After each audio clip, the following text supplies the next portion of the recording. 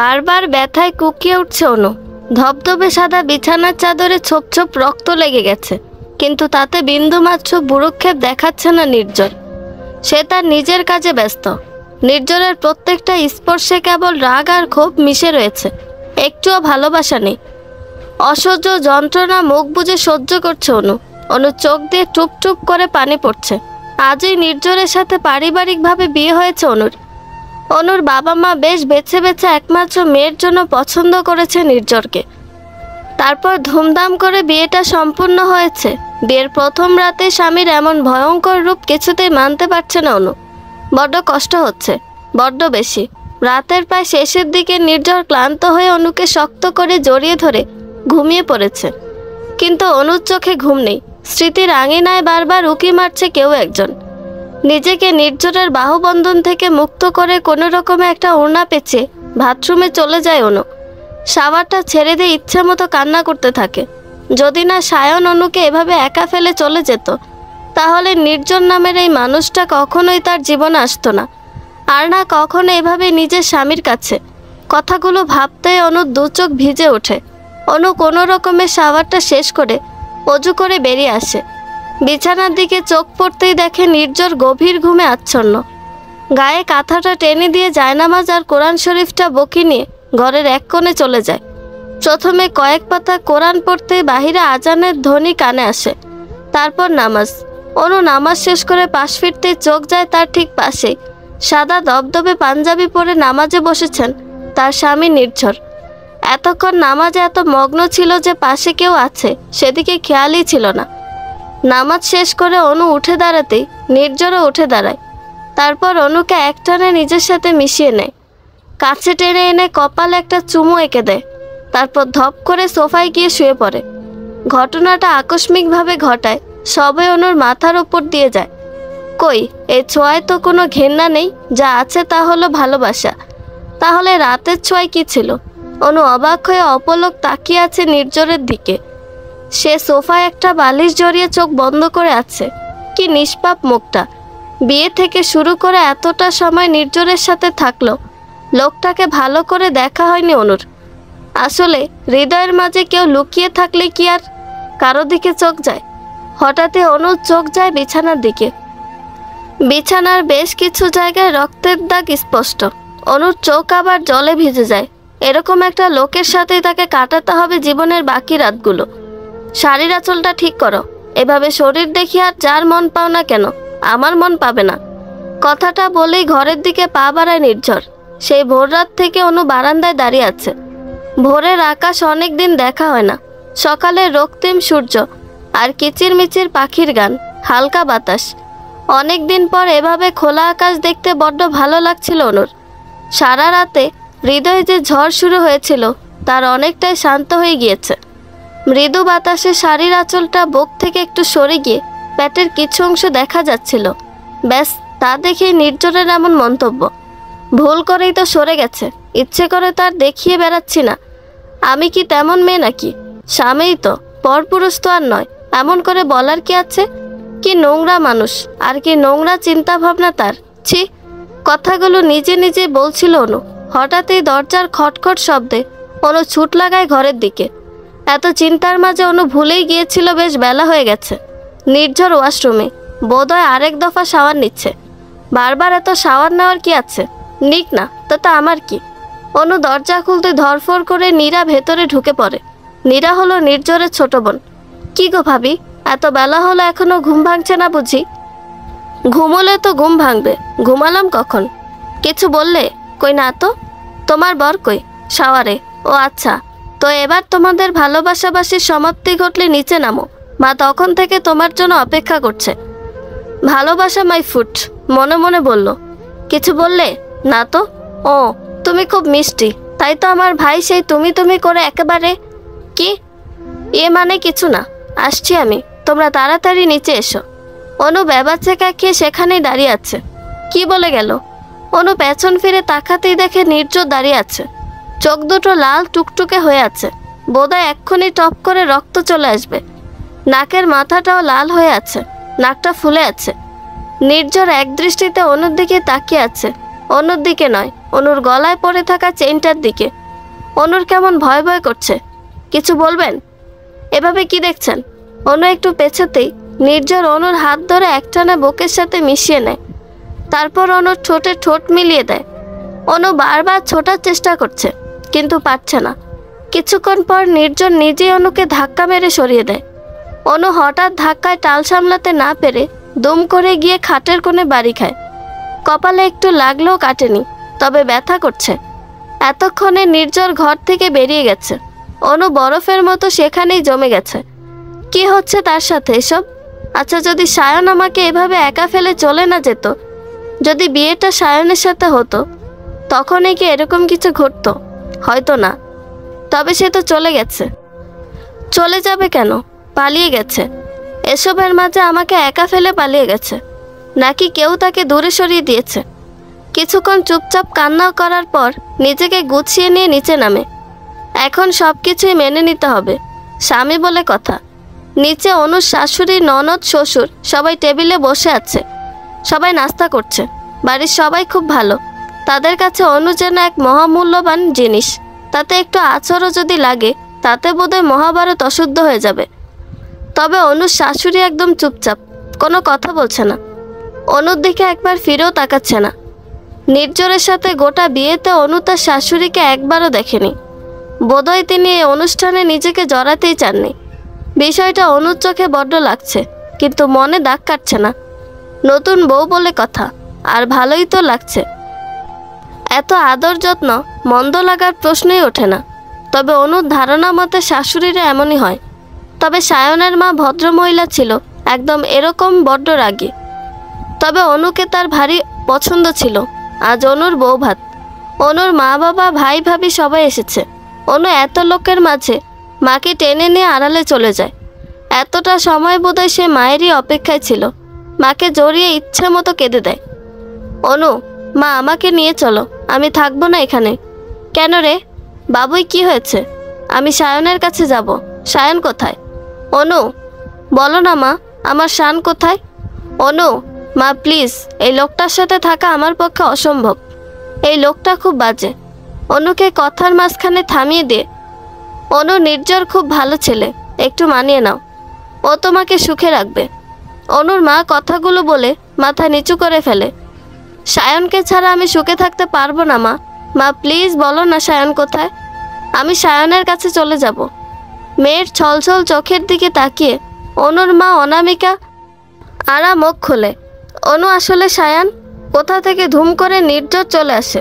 অনুর মাকে ইশারায় চুপ করিয়ে দেয়। আন্টি বাইরে খেতে দিয়েছে, আপনি খাবেন না? চলুন। বাবা চলো।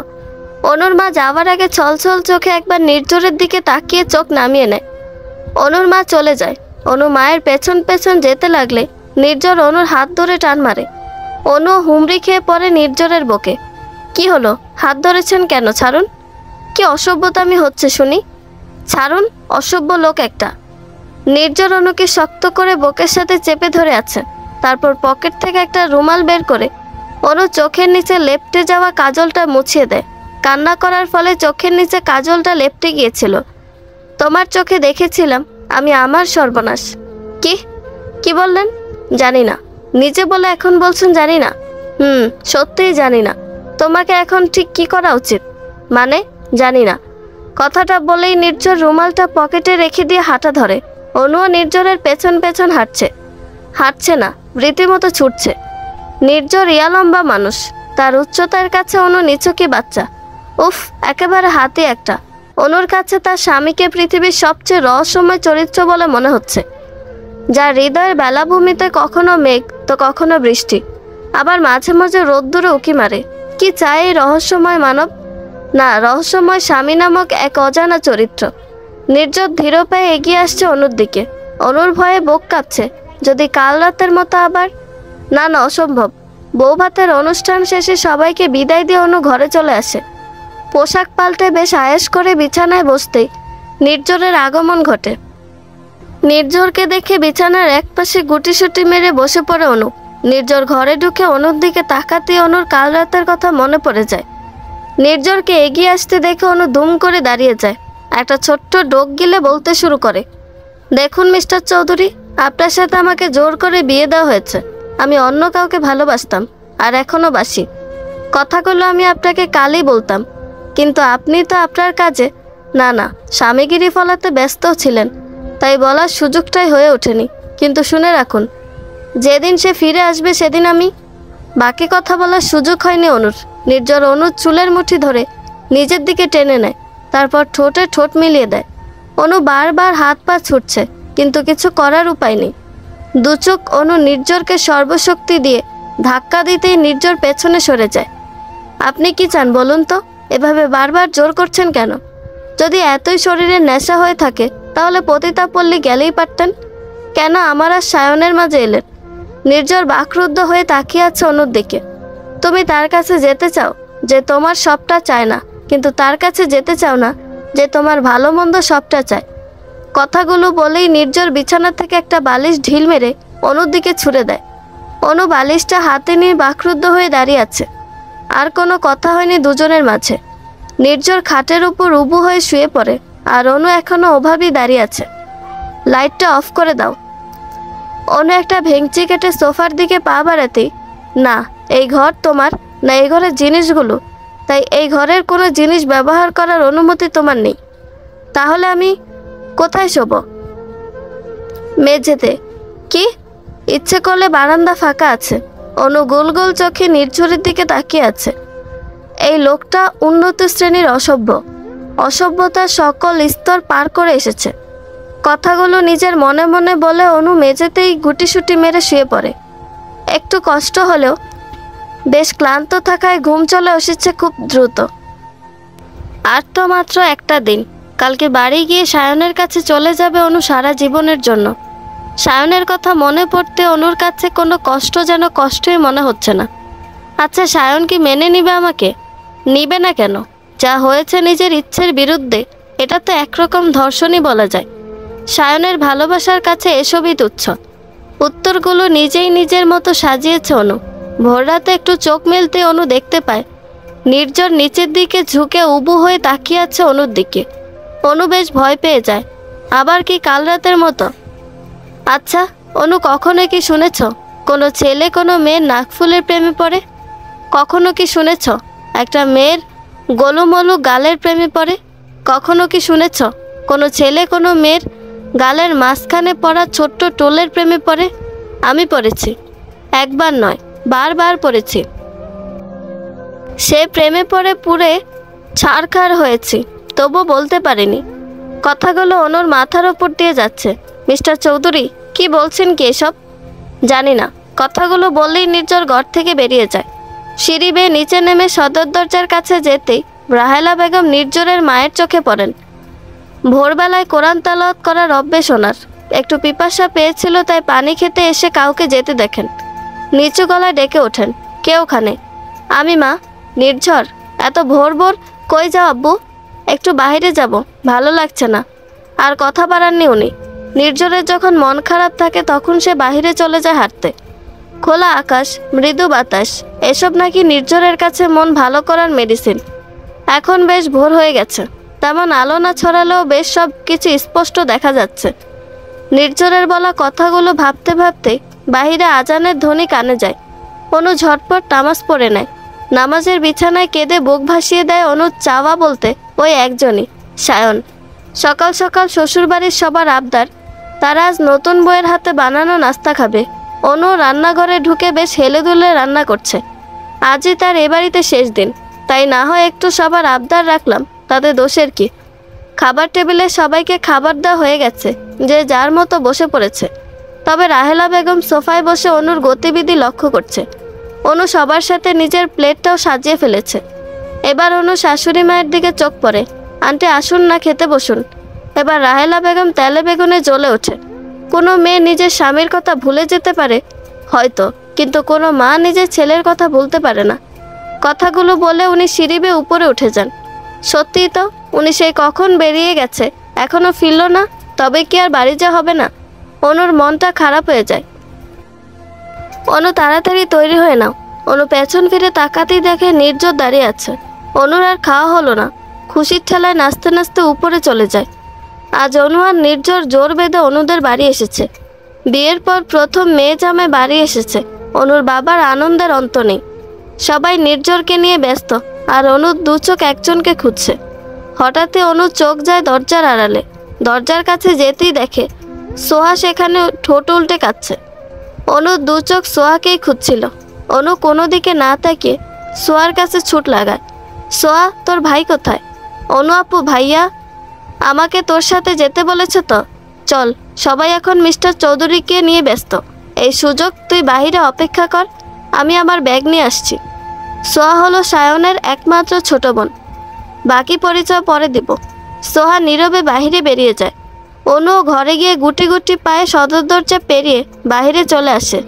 সে চলে যাচ্ছে তার ভালোবাসার মানুষ সায়নের কাছে, আর পেছনে ফেলে যাচ্ছে তার 2 দিনের স্বামীকে। ছাদের এক কোণে চুপটি করে বসে আছে অনু।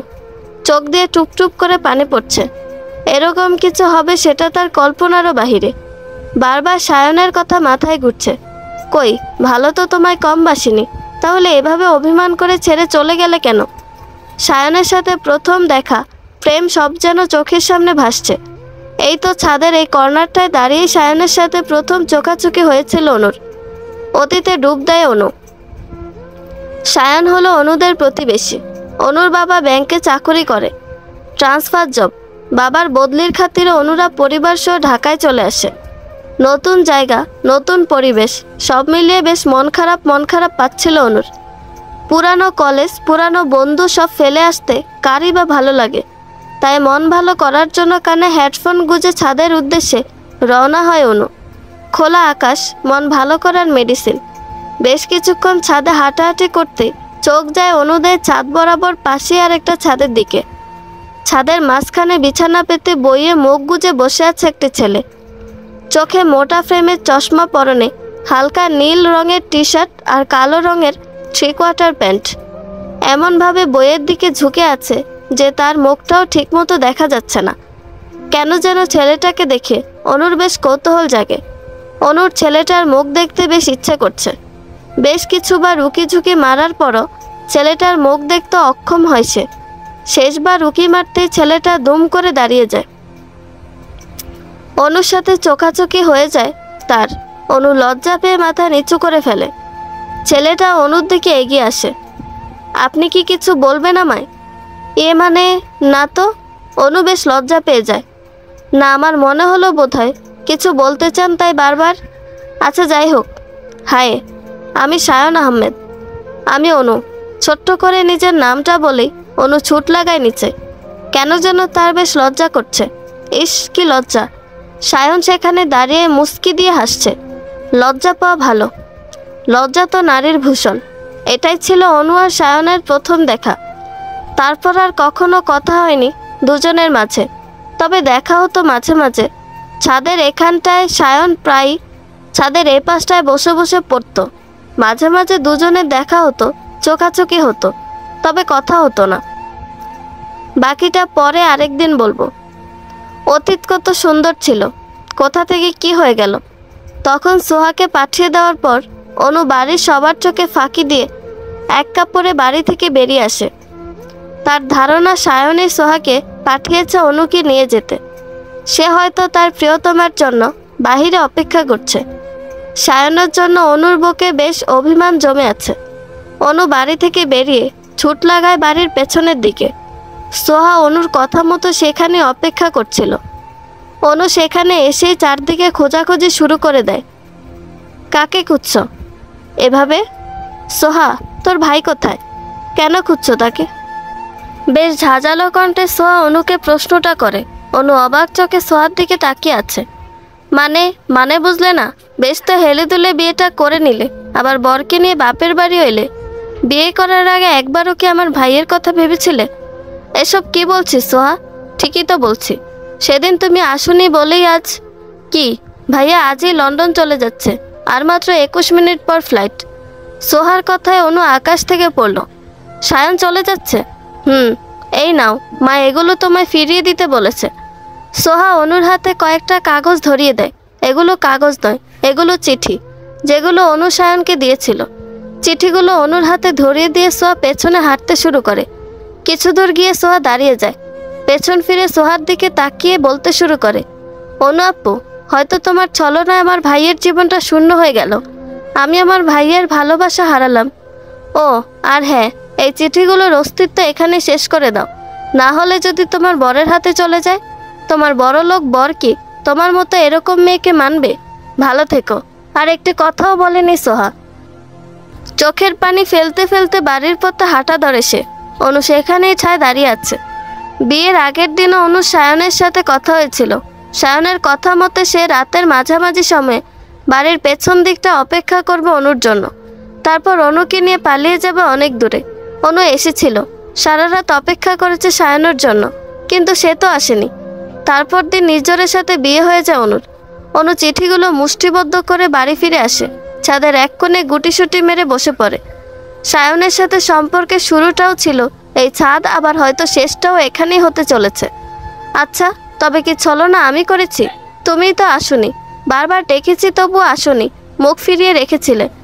আজ সব সম্পর্কের ইতি টেনে পাড়ি জমালে সুদূর পারে, তবুও ছলনাময় আমি হলাম। কথাগুলো বলে অনু হাউমাউ করে কাঁদতে শুরু করে। এভাবে কত সময় কেটেছে জানা নেই। অনু যখন চোখ খুলে তখন বেশ রাত হয়ে গেছে। নির্জর বালিশে হেলান দিয়ে একটা ডায়েরিতে কিছু একটা লিখছিল, আর অনু নির্জরের বুকের উপর শুয়ে আছে, একেবারে নির্জরকে ঝাপটে ধরে। অনু ধরফর করে উঠে দাঁড়ায়, এদিক সেদিক চোখ বুলায়। না, এটা তো তার ঘর নেই। এই ঘরটার সাথে অনুর বাড়ির কোনো ঘরেরই মিল নেই। সে তো বাবার কাছে ছিল, ঘরে ড্রিম লাইট জ্বালানো ছিল, তাই তেমন কিছু দেখাও যাচ্ছে না। মিস্টার চৌধুরী, আমাকে কোথায় এনেছেন? নির্জর অনুর দিকে তাকিয়ে মুচকি এসে উত্তর দেয়, যেদিন আমি তোমার নাম নিয়ে 3 বার কবুল বলি, সেদিনই তোমার পায়ে এক অদৃশ্য শিকল পরিয়ে দিই। আর যখন তুমি আমার নামে 3 বার কবুল বলো, সেদিনই তুমি নিজে নিজেই সেই শিকল পায়ে বেঁধে নাও। অর্থাৎ তুমি চাইলেও আমার থেকে দূরে যেতে পারবে না, কারণ তোমার অস্তিত্ব এখন আমাতেই বন্দী। আমি যে তোমার স্বামী। অনু চোখ বেয়ে আবার বৃষ্টি নামে। কথাগুলো সায়ন বললে বোধহয় ভালো শোনাতো। নির্জর উঠে গিয়ে ঘরের আলোটা জ্বালিয়ে দেয়। অনু ভালো করে তাকিয়ে দেখে এটা নির্জরের ঘর। নির্জর তাকে আবার এবারে নিয়ে এসেছে। সকালেই তো অনু ঘরটাকে বিদায় জানিয়ে বেরিয়ে গিয়েছিল, আবার ফিরতে হলো এই ঠিকানায়। বিকেলে অনুকে অনেক খোঁজাখুঁজির পর যখন অনুর দেখা মিলছিল না, তখন অনুর বাবা মায়ের মুখ শুকিয়ে যায়। তাদের ধারণা বোধহয় তাদের একমাত্র মেয়ে পালিয়ে গিয়েছে। কিন্তু নির্ঝর কি মনে করে ছাদে চলে যায়। ছাদে যেতেই চোখ পড়ে অনুর দিকে। অনু ছাদের দেয়াল ঘেঁষে পড়ে রয়েছে। নির্ঝরের বুক ধক করে ওঠে। অনু কিছু করে বসলো না তো? অনুর কাছে যেতেই দেখে না সে অজ্ঞান হয়ে গিয়েছে। নির্ঝর একটা স্বস্তির নিঃশ্বাস ফেলে অনুকে কোলে তুলে নেয়। তারপর আর এক মুহূর্ত সেখানে দাঁড়ায় না। অনুকে কোলে নিয়ে হাঁটা ধরে গাড়ির দিকে। শ্বশুরবাড়ির সবার কথা অগ্রাহ্য করে নির্ঝর অনুকে নিয়ে বাড়ি চলে আসে।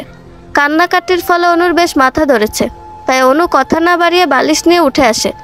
তার জায়গা যে এ ঘরের মেঝেতে। অনু উঠে আসতেই নির্ঝর অনুর কোমর জড়িয়ে ধরে, তারপর অনুর খোলা পেটে মুখ ডুবিয়ে দেয়। অনু ঠায় দাঁড়িয়ে আছে।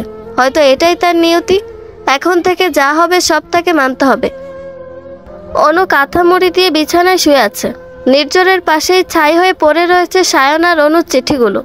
তাদের মাঝে লিপিবদ্ধ কিছু ভালোবাসা। অনু কাঁদতে কাঁদতে কখন ঘুমিয়ে পড়েছে সে হুঁশ নেই। মেয়েটা বেঘরে ঘুমোচ্ছিল, কিন্তু নির্ঝরের চোখে ঘুম নেই। ভালোবাসা নামক আগুনে পুড়ে ছারখার হয়ে যাচ্ছে নির্ঝরের হৃদয়। সকালে সূর্যের আলো চোখে পড়তে অনু ধরফরিয়ে উঠে যায়। বোধহয় অনেক বেলা হয়ে গেছে, যা আজকে আর নামাজটাই আর হলো না। বিছানার এদিক সেদিক তাকিয়ে দেখে নির্জন নেই। কোনো রকমে ওড়না জড়িয়ে ওয়াশরুমে চলে যায় সে। গোসল শেষে ওয়াশরুম থেকে বেরিয়ে ঘরের এদিক সেদিক ঘুরে ঘুরে দেখছিল অনু।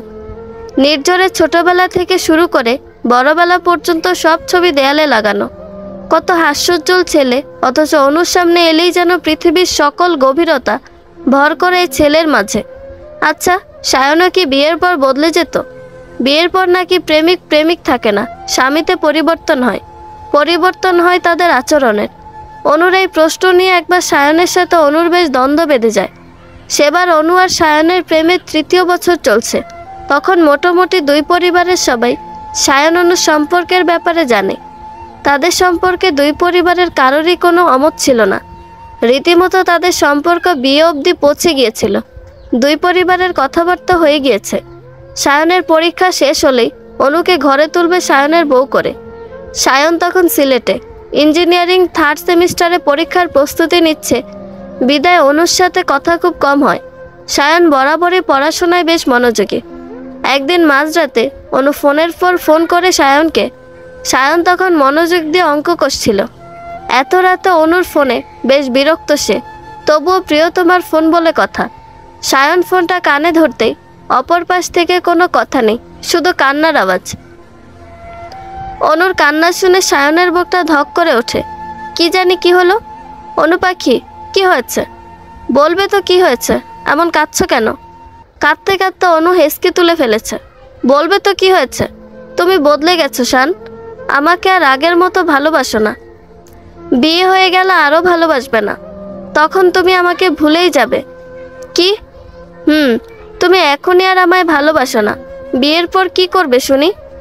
কে বলেছে এগুলো? ভাবি বলেছে। মানে কি এগুলোর? মানে বিয়ে করলে প্রেমিক আর প্রেমিক থাকে না, বর হয়ে যায়, তখন তুমিও আমার বর হয়ে যাবে। তো তখন তুমি আর আমায় ভালোবাসবে না। কেন বাসবো না? কারণ বিয়ে হয়ে গেলে নাকি মানুষ বদলে যায়। এই যে দেখো, সবে তো বিয়ের কথা হয়েছে, তাতেই তুমি কেমন বদলে গেছো। সায়ন মুচকি এসে অনুকে জবাব দেয়, সব সম্পর্কে একটা আলাদা নাম আছে, আলাদা টান আছে। যখন সম্পর্ক প্রেমের থাকে তখন তাতে নানা রকম বাধ্যবাধকতা থাকে, আর থাকে হারানোর ভয়। আর বিয়ে হয়ে গেলে সম্পর্কের নাম পরিবর্তন হয় সেই বাধ্যবাধকতাগুলো। তবে ভালোবাসার ধরনেরও পরিবর্তন হয়, কিন্তু পরিমাণের কোনো পরিবর্তন হয় না, বরং ভালোবাসা বেড়ে যায়। ও, তার মানে তুমি বদলাবে না? একদমই না। তাহলে ঠিক আছে অনু।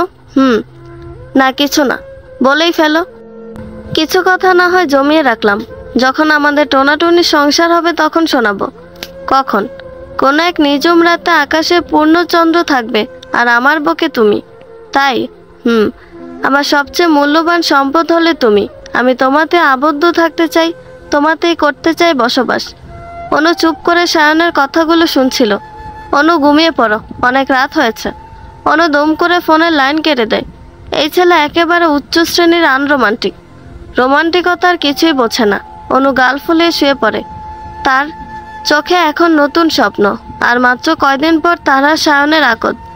এত শত স্বপ্ন নিয়ে অনু ঘুমিয়ে যায় সে রাতে।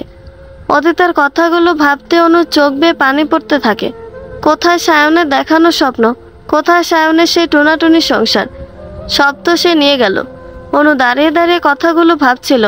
হঠাৎই কাঁধে কারো গরম নিঃশ্বাসে অনুর হুঁশ ফিরে। অনু কারেন্টের শক খাওয়ার মতো দূরে ছিটকে পড়ে। নির্ঝর অবাক চোখে তাকিয়ে আছে। অনু ছলছল চোখে নির্ঝরের দিকে তাকিয়ে আছে। আপনি কেন বোঝেন না? আমি আপনাকে চাই না? আপনার প্রত্যেকটা স্পর্শ আমার কাছে বিষের মতো। নির্ঝর চোখ মুখ শক্ত করে উত্তর দেয়, সে তুমি চাও বা না চাও, তুমি আমার, শুধুই আমার। নির্ঝর হনহন করে ঘর থেকে বেরিয়ে যায়। অনু চোখ মুখ মুছে নিচে নামে। রান্নাঘরে অনুর শাশুড়ি, চাচি শাশুড়ি, মোটামুটি সবাই টুকটাক কাজ করছে। অনু সেখানে যেতেই সবাই নতুন বউকে নিয়ে ব্যস্ত হয়ে যায়।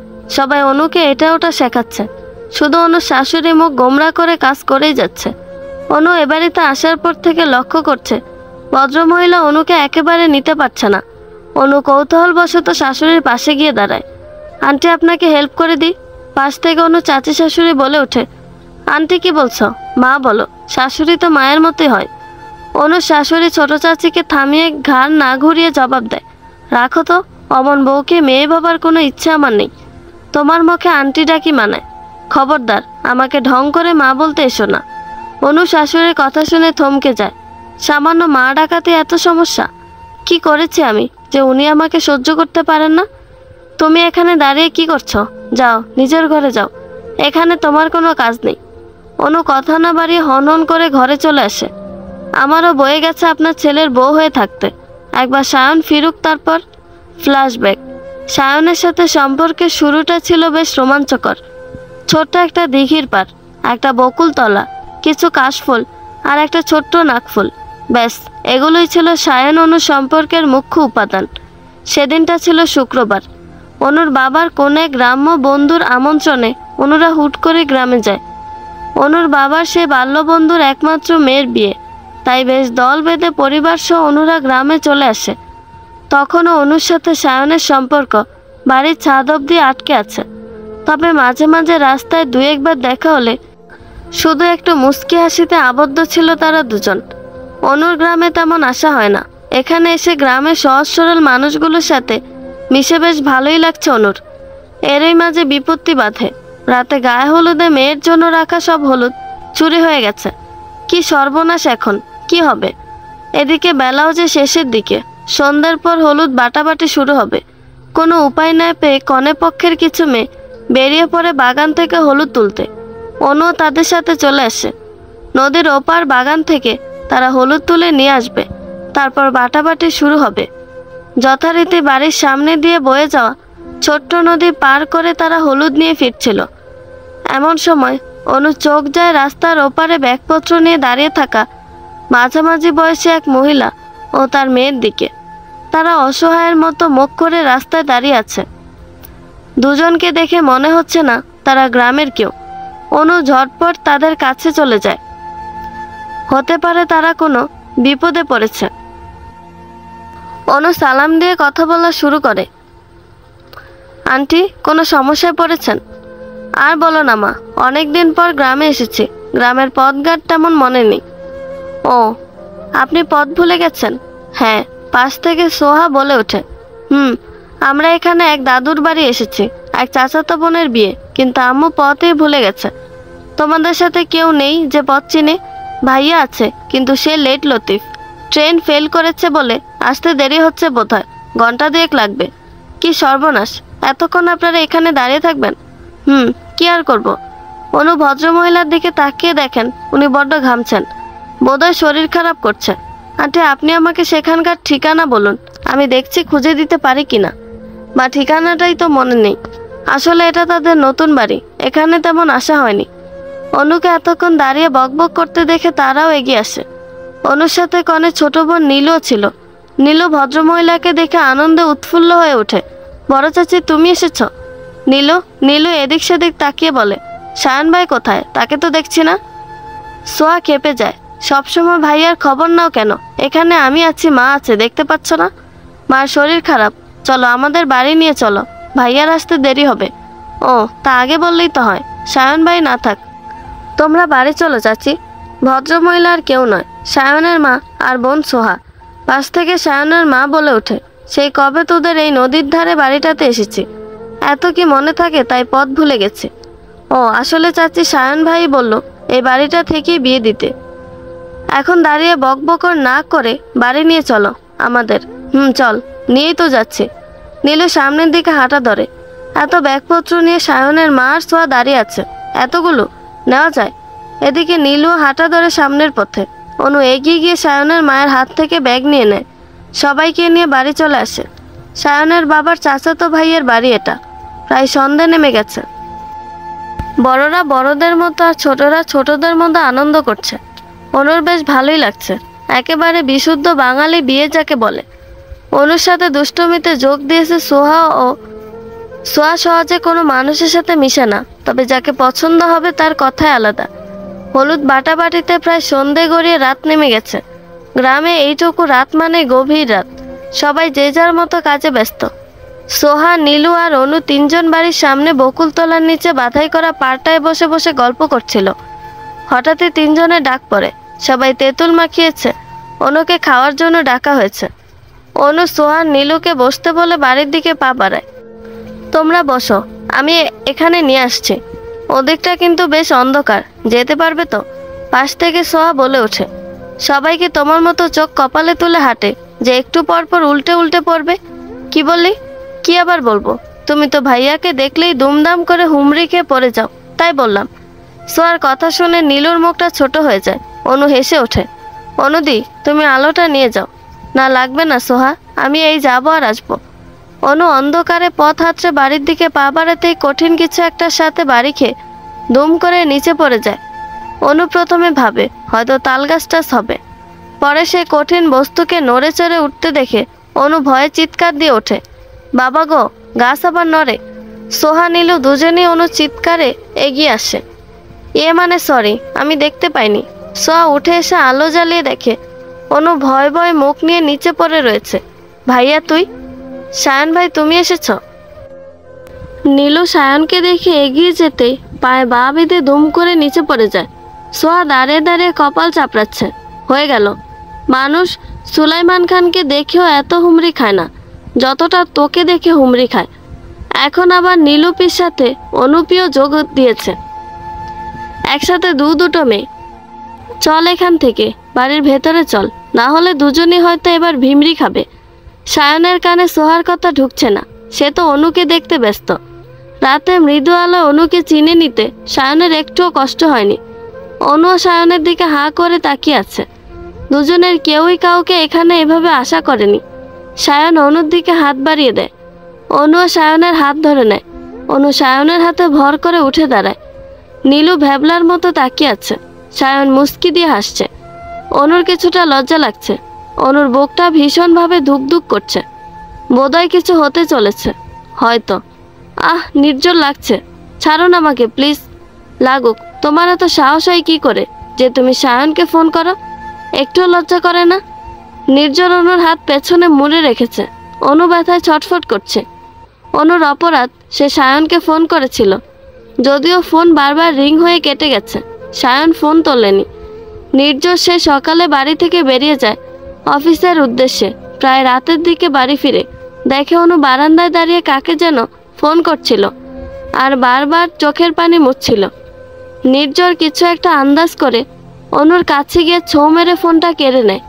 ফোনের স্ক্রিনের দিকে তাকাতেই দেখতে পায় সেখানে সায়নের নাম্বার। নির্জরের মাথায় আগুন ধরে যায়। অনুকে টেনে ঘরে আনে, ফোনটা আছাড় মেরে ভেঙে ফেলে। নির্জর অনুর হাতটা পেছনে মুড়ে রেখেছে। অনু বারবার ছোটার চেষ্টা করছে। অনু কেঁদে দেয়। দেখুন মিস্টার চৌধুরী, আপনি কি চান বলুন তো?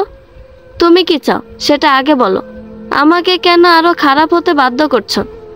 সায়নকে চাই, আর আমি তোমাকে। নির্জর অনুর হাতটা ছেড়ে দেয়। অনু নির্জরের থেকে দূরত্ব বজায় রেখে দাঁড়ায়। তুমি তাকে ভালোবাসো যে তোমার ভালোগুলোকে ভালোবাসে। তুমি তাকে ভালোবাসো না যে তোমার খারাপগুলোকেও ভালোবাসে। কথাগুলো বলে নির্জর বেরিয়ে যায়। অনু থম মেরে বসে পড়ে মেঝেতে। সায়নকে ঘিরে তার মনেও এক বড় সড় দ্বন্দ্ব রয়েছে। সায়নের হঠাৎ চলে যাওয়া, দুই পরিবারের মধ্যে দ্বন্দ্বের কারণ কোনোটাই অনু জানা নেই। ফ্ল্যাশব্যাক। গ্রামের সেই বিয়ে বাড়িতে সায়ন অনু বেশ কাছাকাছি আসে। টুকটাক দেখা দেখি, একটু চোখাচোখি, আর একটু ভালো লাগা, এক পর্যায়ে ভালোবাসা। অনু সায়ন বাড়ির সামনে বাধাই করা পাড়টায় পাশাপাশি বসে আছে। অনু নিচের দিকে তাকিয়ে হাতে কি একটা আঁকিবুকি করছিল। সায়ন দুম করে অনুর হাতটা ধরে ফেলে। অনু একরকম চমকে ওঠে, সায়নের দিকে তাকায়। সায়ন সে পাড়ের মেঝেতে হাঁটু গেড়ে বসে। অনুর দিকে কয়েকটা কাশফুল আর একটা নাকফুল এগিয়ে দেয়। জানি না ভালোবাসা কি, শুধু জানি আমার ভালো লাগার আরেকটা নাম তুমি। অনু হাঁ করে সায়নের দিকে তাকিয়ে আছে। জানো, আমি প্রথম দেখায় তোমার প্রেমে পড়েছিলাম, একেবারে যাকে বলে পা পিছলে আলুর দম। অনু সায়নের কথায় হো হো করে হেসে দেয়। কোনো মেয়েকে প্রপোজ করার সময় এসব কেউ বলে তা অনু জানা ছিল না। অনু সায়নের দিকে হাত বাড়িয়ে কাশফুলগুলো নিয়ে নেয়, কিন্তু নাকফুলের দিকে হাত বাড়াতেই সায়ন হাত সরিয়ে নেয়। ওহু, এটা এখন তোমায় নয়, যেদিন তুমি আমার বউ হবে সেদিন নিজের হাতে পরিয়ে দেব। ব্যাস, এটাই শুরু সায়ন অনু সম্পর্কের। অনুকে সায়নের মায়ের বেশ পছন্দ হয়েছে। সায়নও নিঃসন্দেহে ভালো ছেলে। বাসায় ফিরে দুই পরিবারের মধ্যে সায়ন অনুকে নিয়ে কথাবার্তা পাকা করা হয়। অনুর পরীক্ষা শেষ হলে সায়নের সাথে আকদ পরিয়ে রাখবে। বেশ বছর তিনেক তারা প্রেম করে। দেখতে দেখতে আকদের দিন এগিয়ে আসে। আকদের দিন দুই পরিবারই বেশ সাজিয়ে গুছিয়ে নিয়েছে নিজেদের। সেদিন সকাল থেকে অনুর শরীরটা কেমন কেমন করছে। একটু পর পর মাথা ঘুরছে, সাথে অসম্ভব পেট ব্যথা করছে, আবার কমেও যাচ্ছে। অনুর ধারণা হয়তো ফুড পয়জনিং হয়েছে। কিন্তু বিপত্তি বাঁধল যখন আকদের জন্য অনুকে নিচে ডাকা হলো। অনুর হঠাৎ করে আবার প্রচণ্ড পেট ব্যথা করতে শুরু করলো। অনু অনেক কষ্টে নিজেকে সামলে নিয়ে সিঁড়ি বেয়ে নামার সময় মাথা ঘুরে দুম করে পা পিছলে নিচে গড়িয়ে পড়ে। ঘটনাটা হঠাৎ ঘটায় সবাই অবাক হয়ে তাকিয়ে আছে। সিঁড়ি বেয়ে পড়ে অনুর মাথায় প্রচণ্ড আঘাত লাগে। অনুকে হাসপাতালে ভর্তি করা হয়। হাসপাতালে প্রথমবার যখন অনু চোখ খোলে তখন সায়ন অনুর হাতটা শক্ত করে ধরে রয়েছে। তারপর আবার অনু জ্ঞান হারিয়ে ফেলে, কিন্তু পরের বার চোখ খুলে অনু আর সায়নকে দেখেনি। সেই দেখাই ছিল সায়নকে শেষ দেখা। শুধু সায়ন কেন, সায়নের পরিবারের কাউকে অনু আর দেখেনি। হাসপাতালে বাবা মাকে সায়নের কথা বললে সবাই যেন মুখে কুলু পেটে বসে আছে, কেউ সায়নের নামও মুখে আনছে না। ব্যাস, তারপর সব কেমন পাল্টে গেল। এবারের কেউ আর সায়নকে সহ্য করতেই পারে না। এখানে সায়নের নাম নেওয়া মানা। অনু সায়নের সাথে অনেক যোগাযোগ করার চেষ্টা করে, কিন্তু তাতে কোনো লাভ হয় না। সোহাটাও আর অনুর আশেপাশে আসে না। একরকম হওয়া বিয়ে ভেঙে যায়। তারপর নির্জরের সাথে অনুর বিয়ে ঠিক করা হয়। এই বিয়েতে অনুর কোনো মত ছিল না। বাড়ির সবাই একরকম ধরে বেঁধে অনুকে বিয়েটা দেয়। অবশ্য বিয়ের 2 দিন আগে অনু সায়নের সাথে কথা হয়। সায়ন অনুকে নিয়ে পালাতে চায়। বিয়ের আগের দিন অনু সায়নের বলা ঠিকানায় চলে তো আসে, কিন্তু সায়ন আসে না। অনু সারা রাত সেখানে অপেক্ষা করে, কিন্তু সায়ন আসে না। পরদিন ভোরবেলা অনুর ভাই অনুকে খুঁজে নিয়ে এসেছিল। তবে ইতিমধ্যে সারা বাড়ি কথাটা ছড়িয়ে পড়েছে, কনে নাকি পালিয়েছে। তবে এই গুজবে নির্জরের সাথে বিয়েটা ভাঙেনি। সায়নের হঠাৎ পরিবর্তনের কারণটা অনুর আজও অজানা। তার ধারণা হয়তো এর পেছনে তার ভাইয়ের কোনো হাত আছে। সে যে সায়নকে দুচক্ষে সহ্য করতে পারে না। তার নাকি প্রথম থেকে নির্জরকে পছন্দ। তবে অনুর ধারণা কতটুকু সত্য তাও অনু ভালো করে জানে না। এখন বর্তমানে আসা যাক। প্রায় রাত গড়িয়ে ভোর হতে চলল, নির্জরের কোনো খবর নেই। অনুর মনে শুধু একটা কথাই ঘুরছে, এই লোকটা বারবার কি বলতে চাইছেটা কি। অনু বারান্দায় পায়চারি করছে, এমন সময় বাড়ির গেট দিয়ে একটা গাড়ি ভেতরে ঢুকছে। এটা নির্জরের গাড়ি। অনু একটু উকি ঝুঁকি মারতেই দেখে গাড়ির ড্রাইভিং সিটে একটি মেয়ে বসা। মেয়েটি নিজে গাড়ি থেকে নেমে নির্জরকে দরজা খুলে দেয়। নির্জরের ডান হাতে ইয়া বড় ব্যান্ডেজ। মেয়েটি নির্জরকে ধরে ধরে ভেতরে নিয়ে আসছে। নির্জর কেমন খুঁড়িয়ে খুঁড়িয়ে হাঁটছে। এই দৃশ্য দেখে অনুর কপালে কিঞ্চিত ভাঁজ পড়ল। বাড়ির বেলটা বাজছে। অনু ছুট লাগায় দরজা খুলতে। অনু দরজার কাছে যাওয়ার আগে নির্জরের মা গিয়ে দরজা খুলে দেয়। মেয়েটি নির্জরকে সোফায় বসিয়ে রেখে নির্জরের মাকে গিয়ে জড়িয়ে ধরে। অনু মেয়েটিকে ঘুরে ঘুরে দেখছে, কোথায় যেন দেখেছিল মেয়েটিকে, কিন্তু কিছুতেই মনে আসছে না। মেয়েটিকে কোথায় যেন দেখেছিলাম। আপনার মতো চরিত্রহীন লোককে শুধু ঘেন্না করা যায়, ভালোবাসা যায় না। কথাগুলো বলে অনু ঘর থেকে বেরিয়ে যায়। নির্জর আর সিমি দুজনই বাকরুদ্ধ হয়ে দাঁড়িয়ে আছে। কিছুক্ষণ আগের ঘটনা। সিঁড়ির সামনে অনু দাঁড়িয়ে আছে। নির্জরের হাতে পায়ে ব্যান্ডেজ দেখে অনুর খুব ইচ্ছে করছে একবার নির্জরের কাছে এগিয়ে যেতে, কিন্তু নির্জরকে ওই মেয়েটা আর নির্জরের মা এমনভাবে ঘিরে রেখেছে যে অনু চাইলেও যেতে পারছে না। কেমন একটা সংকোচ কাজ করছে। একটু পরে নির্জর মেয়েটির হাতে ভর করে উঠে দাঁড়ায়, তারপর এগিয়ে আসে সিঁড়ির দিকে। অনু ভেবেছিল নির্জর হয়তো তার কাছে এগিয়ে আসছে, কিন্তু একই কাণ্ড। নির্জর সেই নতুন মেয়ের হাত ধরে ঘরে চলে গেল। অনুর দিকে একবার তাকালো না। তার ঠিক পাশেই যে একজন প্রাণী তার দিকে কৌতূহলী দৃষ্টিতে অপেক্ষা করছে, সেদিকে নির্জরের খেয়ালই নেই। নির্জর দিব্য ঘরে চলে যায়। অনু পেছন পেছন চলে গেল ঘরে। কি সর্বনাশ, ঘরের দরজাও বন্ধ করে রেখেছে। রাগে অনুর গা জ্বলছে। প্রথম দিনই বুঝেছিলাম এ লোকের চরিত্রে সমস্যা রয়েছে, না হলে কেউ প্রথম দিনই নিজের বউকে জোর করে। অনু গায়ের সর্বশক্তি দিয়ে দরজা ধাক্কাতে লাগলো। এই যে মিস্টার চরিত্রবান স্বামী, এবার দরজাটা খুলুন, আমিও দেখি আপনার ভালোবাসার বাহার। ভেতর থেকে কোনো সাড়া নেই। অনু তো দরজা ধাক্কিয়ে যাচ্ছে। লাতিজাটা কিছু বাকি রাখেনি, পারলে তো কখন দরজা ভেঙে ফেলতো। কি হলো, ভেতরে কি এমন লীলা খেলা চলছে যে দরজা বন্ধ করতে হয়? অনু বারবার দরজা ধাক্কাচ্ছে। একটু পর সিমি দরজা খুলে দেয়। সিমি হলো সেই মেয়েটি। অনু রাগী দৃষ্টিতে সিমিকে এক পলক দেখে নেয়। না, মুখটা খুব চেনা চেনা লাগছে, যেন কোথাও দেখেছি, কিন্তু কিছুতেই মনে করতে পারছি না। সিমি অনুকে দেখে মুচকি এসে জানতে চায়, কেমন আছো মিসেস চৌধুরী? অনু সিমির কথার উত্তর না দিয়ে সিমিকে এক ধাক্কা দিয়ে সরিয়ে দেয়, তারপর ভেতরে চলে যায়। অনু নির্জরকে কথাগুলো বলেই দমদম করে বেরিয়ে আসে। ঘরের বাহিরে এসে ছুট লাগায় ছাদে। আজকে জ্যোৎস্না রাত। অনুর বড্ড ইচ্ছে ছিল বরের সাথে জ্যোৎস্না বিলাস করবে। বর মানে তো সায়ন, কিন্তু অনু হাউমাউ করে কেঁদে দেয়। অনু ইচ্ছে মতো কাঁদছে, কিন্তু কার জন্য কাঁদছে সে সায়নের জন্য নাকি সেই 2 দিনের স্বামীর জন্য? উত্তরটা অনু নিজেও জানে না, কিন্তু সে কাঁদছে, প্রচণ্ড কাঁদছে। একটু পরে কেউ একজন ধীর পায়ে অনুর দিকে এগিয়ে আসে। অনুর কাঁধে হাত রাখতে অনু বেশ ভয় পেয়ে চোখ বন্ধ করে নেয়। বাবা গো, কি হলো, ভয় পেলে বুঝি? নির্ঝর অনুর দিকে তাকিয়ে মুচকি হাসি দেয়। অনু নির্ঝরের দিকে তাকিয়ে ভেঙচি কেটে দেয়। তাহলে শেষ হলো আপনার লীলা খেলা? কি বলছে এসব? বন্ধ দরজার পেছনে কি হয় তা আর আমাকে বোঝাতে হবে না। অনু, তুমি যেমনটা ভাবছো বিষয়টা তেমন নয়। চুপ করুন, আপনার চরিত্র সম্পর্কে আমাকে বোঝাতে আসবেন না। নির্ঝর অনুর দিকে স্থির দৃষ্টিতে তাকিয়ে আছে। অনুর চোখে মুখে স্পষ্ট রাগ দেখা যাচ্ছে। অনু, তোমার কি হিংসে হচ্ছে? একদমই না। ভালো। আপনি যার সাথে যা খুশি তাই করুন, আমার জন্য আমার সায়ন। নির্ঝর হাতের একটা আঙুল দিয়ে অনুর ঠোঁট জোড়া বন্ধ করে দেয়। জানো অনু, আজ পূর্ণিমা। যেদিন তোমায় আমি প্রথম দেখেছিলাম সেদিনও পূর্ণিমা ছিল। সময়টা ছিল রাতের শেষের দিকে। সবে পূব আকাশে সূর্য উঠছিল। আমি সমুদ্রের পাড়ে খোলা আকাশের নিচে দাঁড়িয়েছিলাম। হঠাৎই চোখ যায় সমুদ্রের ঢেউয়ের দিকে। একটা মৎস্যকন্যা ঢেউয়ের সাথে আমার দিকে ভেসে আসছিল। কৌতূহল আটকাতে না পেরে আমিও ছুটে গেলাম সেই মৎস্যকন্যার কাছে। তখন সে সমুদ্রের পাড়ে উবু হয়ে পড়েছিল। আমি কাছে গিয়ে মুখটা ঘুরিয়ে নিতেই দেখতে পেলাম এটা সত্যি সত্যি একটা মৎস্যকন্যা।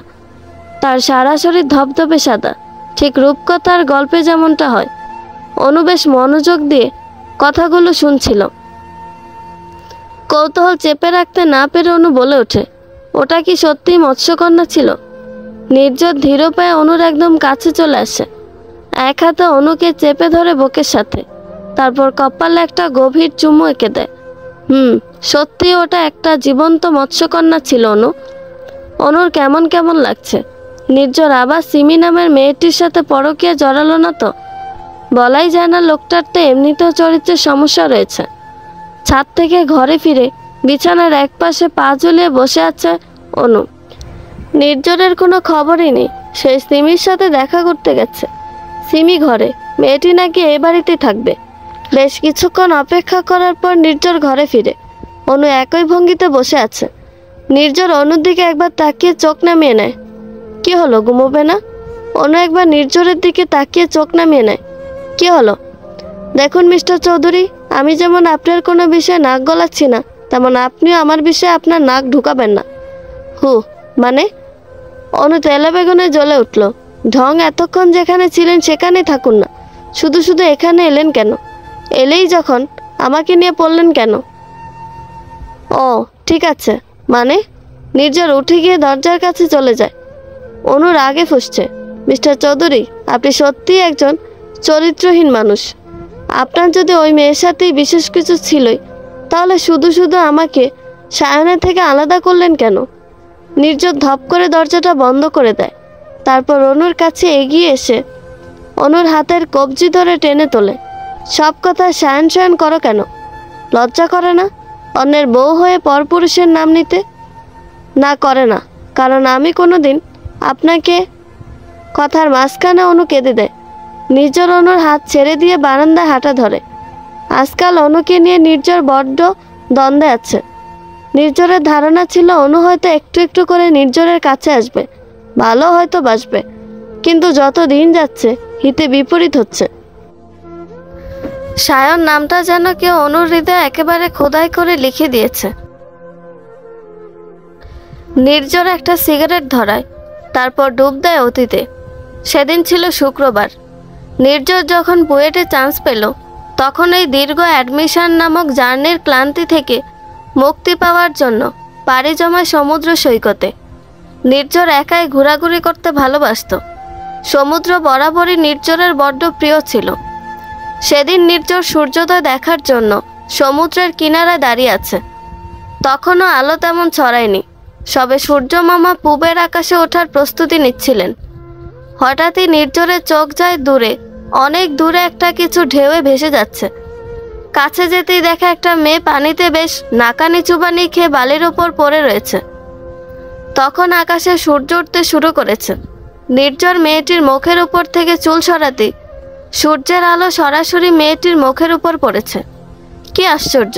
এ যেন কোনো এক মায়াবিনী, না, হয়তো কোনো এক মৎস্যকন্যা, নয়তো জলপরি পথ ভুল করে কিনারায় উঠে এসেছে। মেয়েটিকে প্রথম দেখে নির্ঝরের বুকের বাঁ পাশটা ধক করে ওঠে। জীবনে প্রথম ভালো লাগা হয়তো ভালোবাসা। নির্ঝর মেয়েটির নাকে হাত দিয়ে দেখে মেয়েটি বেঁচে আছে। আশেপাশে তাকিয়ে দেখে না, আশেপাশে কেউ নেই। তাহলে কি মেয়েটি একাই এসেছিল সমুদ্রে? হতে পারে, এত ভাবার সময় নেই। তারপর ঝটপট কোলে তুলে নেয়, মেয়েটিকে হাসপাতালে ভর্তি করে দেয়। তখন অবশ্য তার জ্ঞান ছিল না। বেশ কিছুক্ষণ পর নির্ঝর মেয়েটির কেবিন থেকে একটু বাহিরে বেরিয়ে যায় ডাক্তারের খোঁজে। তখন অবশ্য মেয়েটি বেঘরে ঘুমোচ্ছে। বাহির থেকে ফিরে এসে মেয়েটিকে আর দেখা হয়নি নির্ঝরের। কোথায় সে? গোটা হাসপাতাল খুঁজেও পায়নি নির্ঝর। সে নাকি জ্ঞান ফিরতে কোথাও চলে গিয়েছে। তারপর গোটা সমুদ্র সৈকত খুঁজেও মেয়েটির কোনো খবর পায়নি নির্ঝর। সেই মেয়েটিই ছিল আজকের অনু। নির্ঝর মুচকে এসে সিগারেটটা ফেলে দিয়ে হাঁটা ধরে ঘরের দিকে। অনু গুটিসুটি মেরে আতশোয়া হয়ে বিছানায় শুয়ে আছে। নির্ঝর অনু পাশে মেঝেতে হাঁটু গেড়ে বসে পড়ে। তারপর অনুর গলায় নাক ডুবিয়ে দেয়। সেদিন নির্ঝর ভেবেছিল মেয়েটি হয়তো ক্ষণিকের জন্য তার বুকের বাঁ পাশটা এক তীর বিঁধে দিয়ে গেছে। সে তীরে ক্ষতবিক্ষত হয়েছিল নির্ঝরের হৃদয়। নির্ঝর তখন হাড়ে বুঝে গিয়েছিল ভালো লাগা কি। এটা কি শুধুই ভালো লাগা নাকি ভালোবাসা কি জানি। তবে সেদিনে সেই মেয়েটি যে নির্ঝরের রাতের ঘুম হারা, তারপর বেশ কিছুদিন নির্ঝরের ভালোই কেটেছে। তবে সে এক মুহূর্তে অনু নির্ঝরের হৃদয়ে যে জায়গা করে নিয়েছে তা নির্ঝর বেশ বুঝতে পারছে। আচ্ছা, এভাবেও কি ভালোবাসা হয়? হয়তো হয় বলেই হয়তো এত কিছুর পরও অনুকে নির্ঝর পেয়েছে। নির্ঝরের গরম নিঃশ্বাস বারবার অনুর চোখে মুখে পড়ছে। অনুর ঘুম ভেঙে যায়। অনু লাফিয়ে নির্ঝরকে সজোরে ধাক্কা মেরে দেয়। নির্ঝর টাল সামলাতে না পেরে মেঝেতে পড়ে যায়। আপনাকে না আমার কাছে আসতে বারণ করেছি? নির্ঝর চুপ করে অনুর দিকে তাকিয়ে আছে। শুনুন, ভুল করেও যদি আবার আমার কাছে আসার চেষ্টা করেন, আমার চেয়ে খারাপ কেউ হবে না। নির্ঝর এখনো একই ভঙ্গিতে বসে আছে।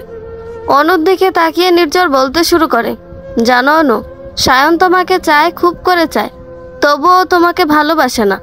ও শুধু তোমাকে চায়, তবে ভালোবাসে না। কথাগুলো বলেই নির্ঝর দাঁড়িয়ে যায়। অনু অবাক চোখে নির্ঝরের দিকে তাকিয়ে আছে। অনুর চোখ যায় নির্ঝরের হাতের দিকে। নির্ঝরের যে হাতটা ব্যান্ডেজ করা ছিল সে হাত থেকে চুইয়ে চুইয়ে রক্ত পড়ছে।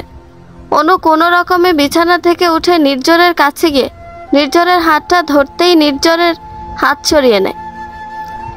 দেখুন নির্ঝর, আপনার হাত দিয়ে রক্ত পড়ছে, পড়ুক, তাতে তোমার কি? কিছুই না। তবে আমি এতটা অমানবিক না আপনার মতো। কি? চুপ। অনু দ্রুত গিয়ে নির্ঝরের হাতে আবার ব্যান্ডেজ করিয়ে দেয়। এরকম সময় হঠাৎই নির্ঝরের ফোনটা বেজে ওঠে। অনু উঠে গিয়ে ফোনের কাছে যেতেই দেখে ফোনের স্ক্রিনে সায়ন নামটা স্পষ্ট দেখা যাচ্ছে, সাথে সায়নের নাম্বারটা। এই নাম্বারটা কি ভোলা যায়? অনু কাপা হাতে ফোনটা কানে ধরতেই অপর পাশ থেকে সায়নের গলা। বেশ উত্তেজিত লাগছে সায়নকে। হ্যালো নির্ঝর। Hello hello. অনুর চোখ দিয়ে টুপ টুপ করে পানি পড়ছে। এতদিন পর সে, শুনতে পাচ্ছিস না? আমি সায়ন বলছি নির্ঝর। এবার আর অনু চুপ করে থাকতে পারেনি, একেবারে হু হু করে কেঁদে দেয়। নির্ঝর অবাক চোখে অনুর দিকে তাকিয়ে আছে। অনু কাঁদছে। অনু অস্পষ্ট স্বরে বলে ওঠে, শান তুমি? আমি অনু।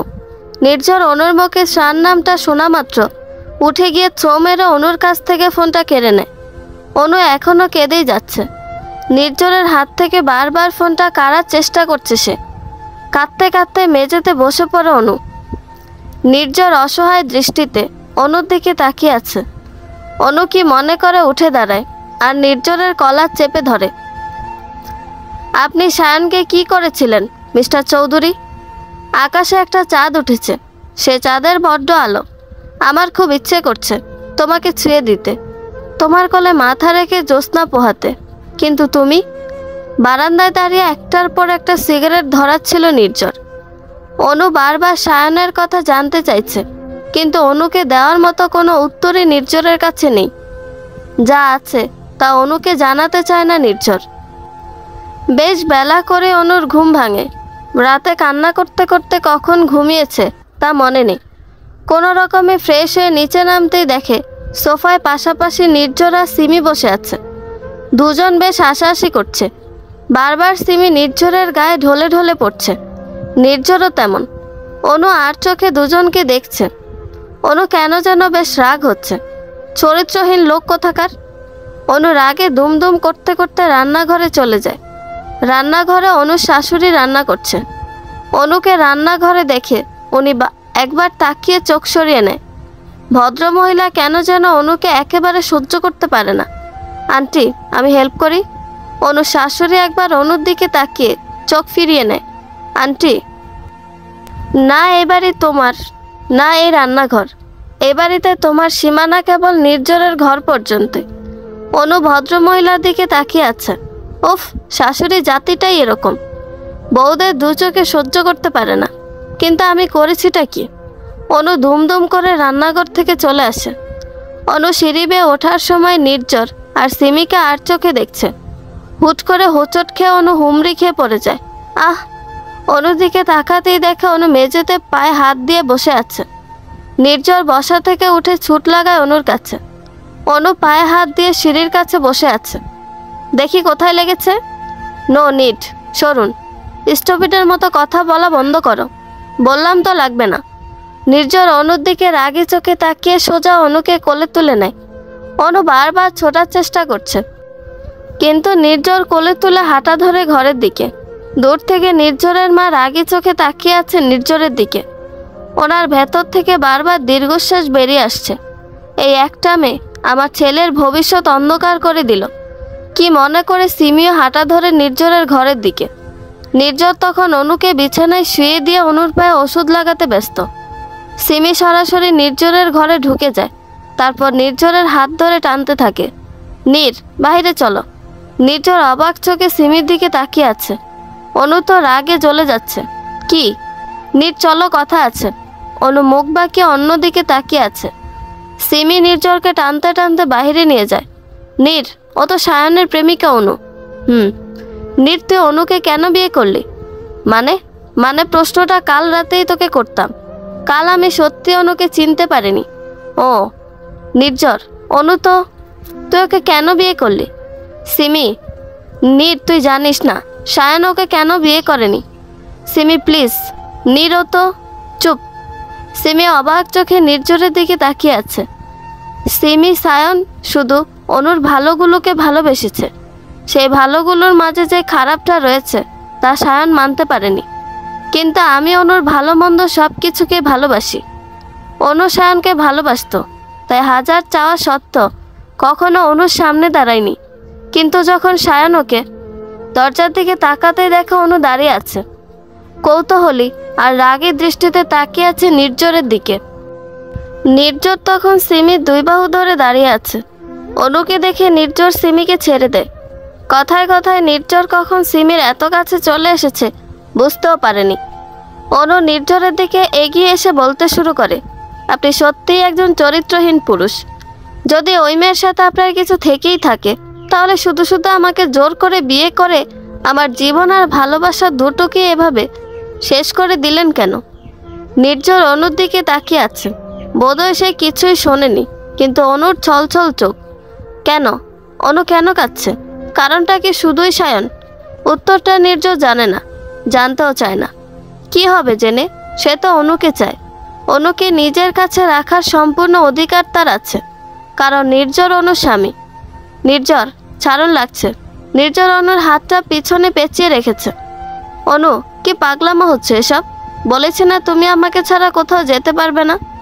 অনু বাহিরে সিমি আর নির্ঝরকে একসাথে দেখে ঘরে এসে ব্যাগপত্র গোছাতে থাকে। অনেক হয়েছে, এ বাড়িতে অনু আর এক মুহূর্ত থাকবে না। কিন্তু নির্ঝর এসে অনুকে আটকে দেয়। দেখুন নির্ঝর, ছাড়ুন আমাকে। আমি আপনার মতো চরিত্রহীন লোকের সাথে থাকতে চাই না। কথাগুলো বলতে বলতে অনু ছটফট করছে। বারবার ছোটার চেষ্টা করছে নির্ঝরের হাত থেকে। এক চড় লাগাবো। এত রাতে কি নাটক শুরু করেছ? কোথায় যাবে তুমি? আমার বাড়ি। আপনার মতো চরিত্রহীন লোকের সাথে সংসার করা আমার পক্ষে সম্ভব না। দয়া করে আপনি আপনার এক্স আর প্রেজেন্ট গার্লফ্রেন্ড নিয়েই থাকুন। আমি আমার বাবার কাছে চলে যাব। নির্ঝর অনুকে ধাক্কা মেরে বিছানায় ফেলে দেয়। তারপর অনুকে বিছানায় চেপে ধরে ঠোঁটে ঠোঁট মিলিয়ে দেয়। অনু নির্ঝরকে ইচ্ছে মতো ধাক্কাচ্ছে, কিল ঘুষিও মারছে, কিন্তু নির্ঝরকে এক চুল নড়াতে পারছে না। একটা সময় নির্ঝর অনুকে ছেড়ে দিয়ে উঠে দাঁড়ায়। তুমি চাও বা না চাও, তোমাকে আমার সাথেই থাকতে হবে।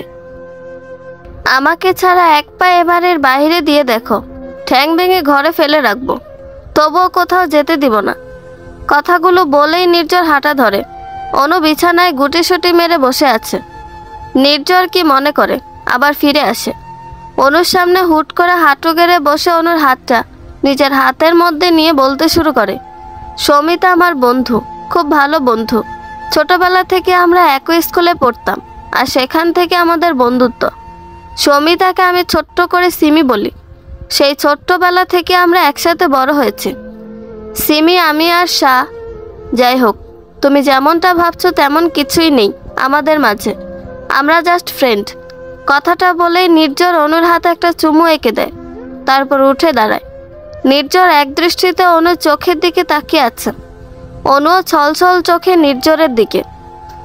অনু, আমার জীবনে প্রেম বলো আর ভালোবাসা বলো, তা একবারই এসেছে, আর সে একজন হলে তুমি। তুমি ছাড়া না কেউ কখনো আমার মনে ছিল, না কেউ কখনো আসবে। অনু, বড্ড ভালোবাসি তোমায়।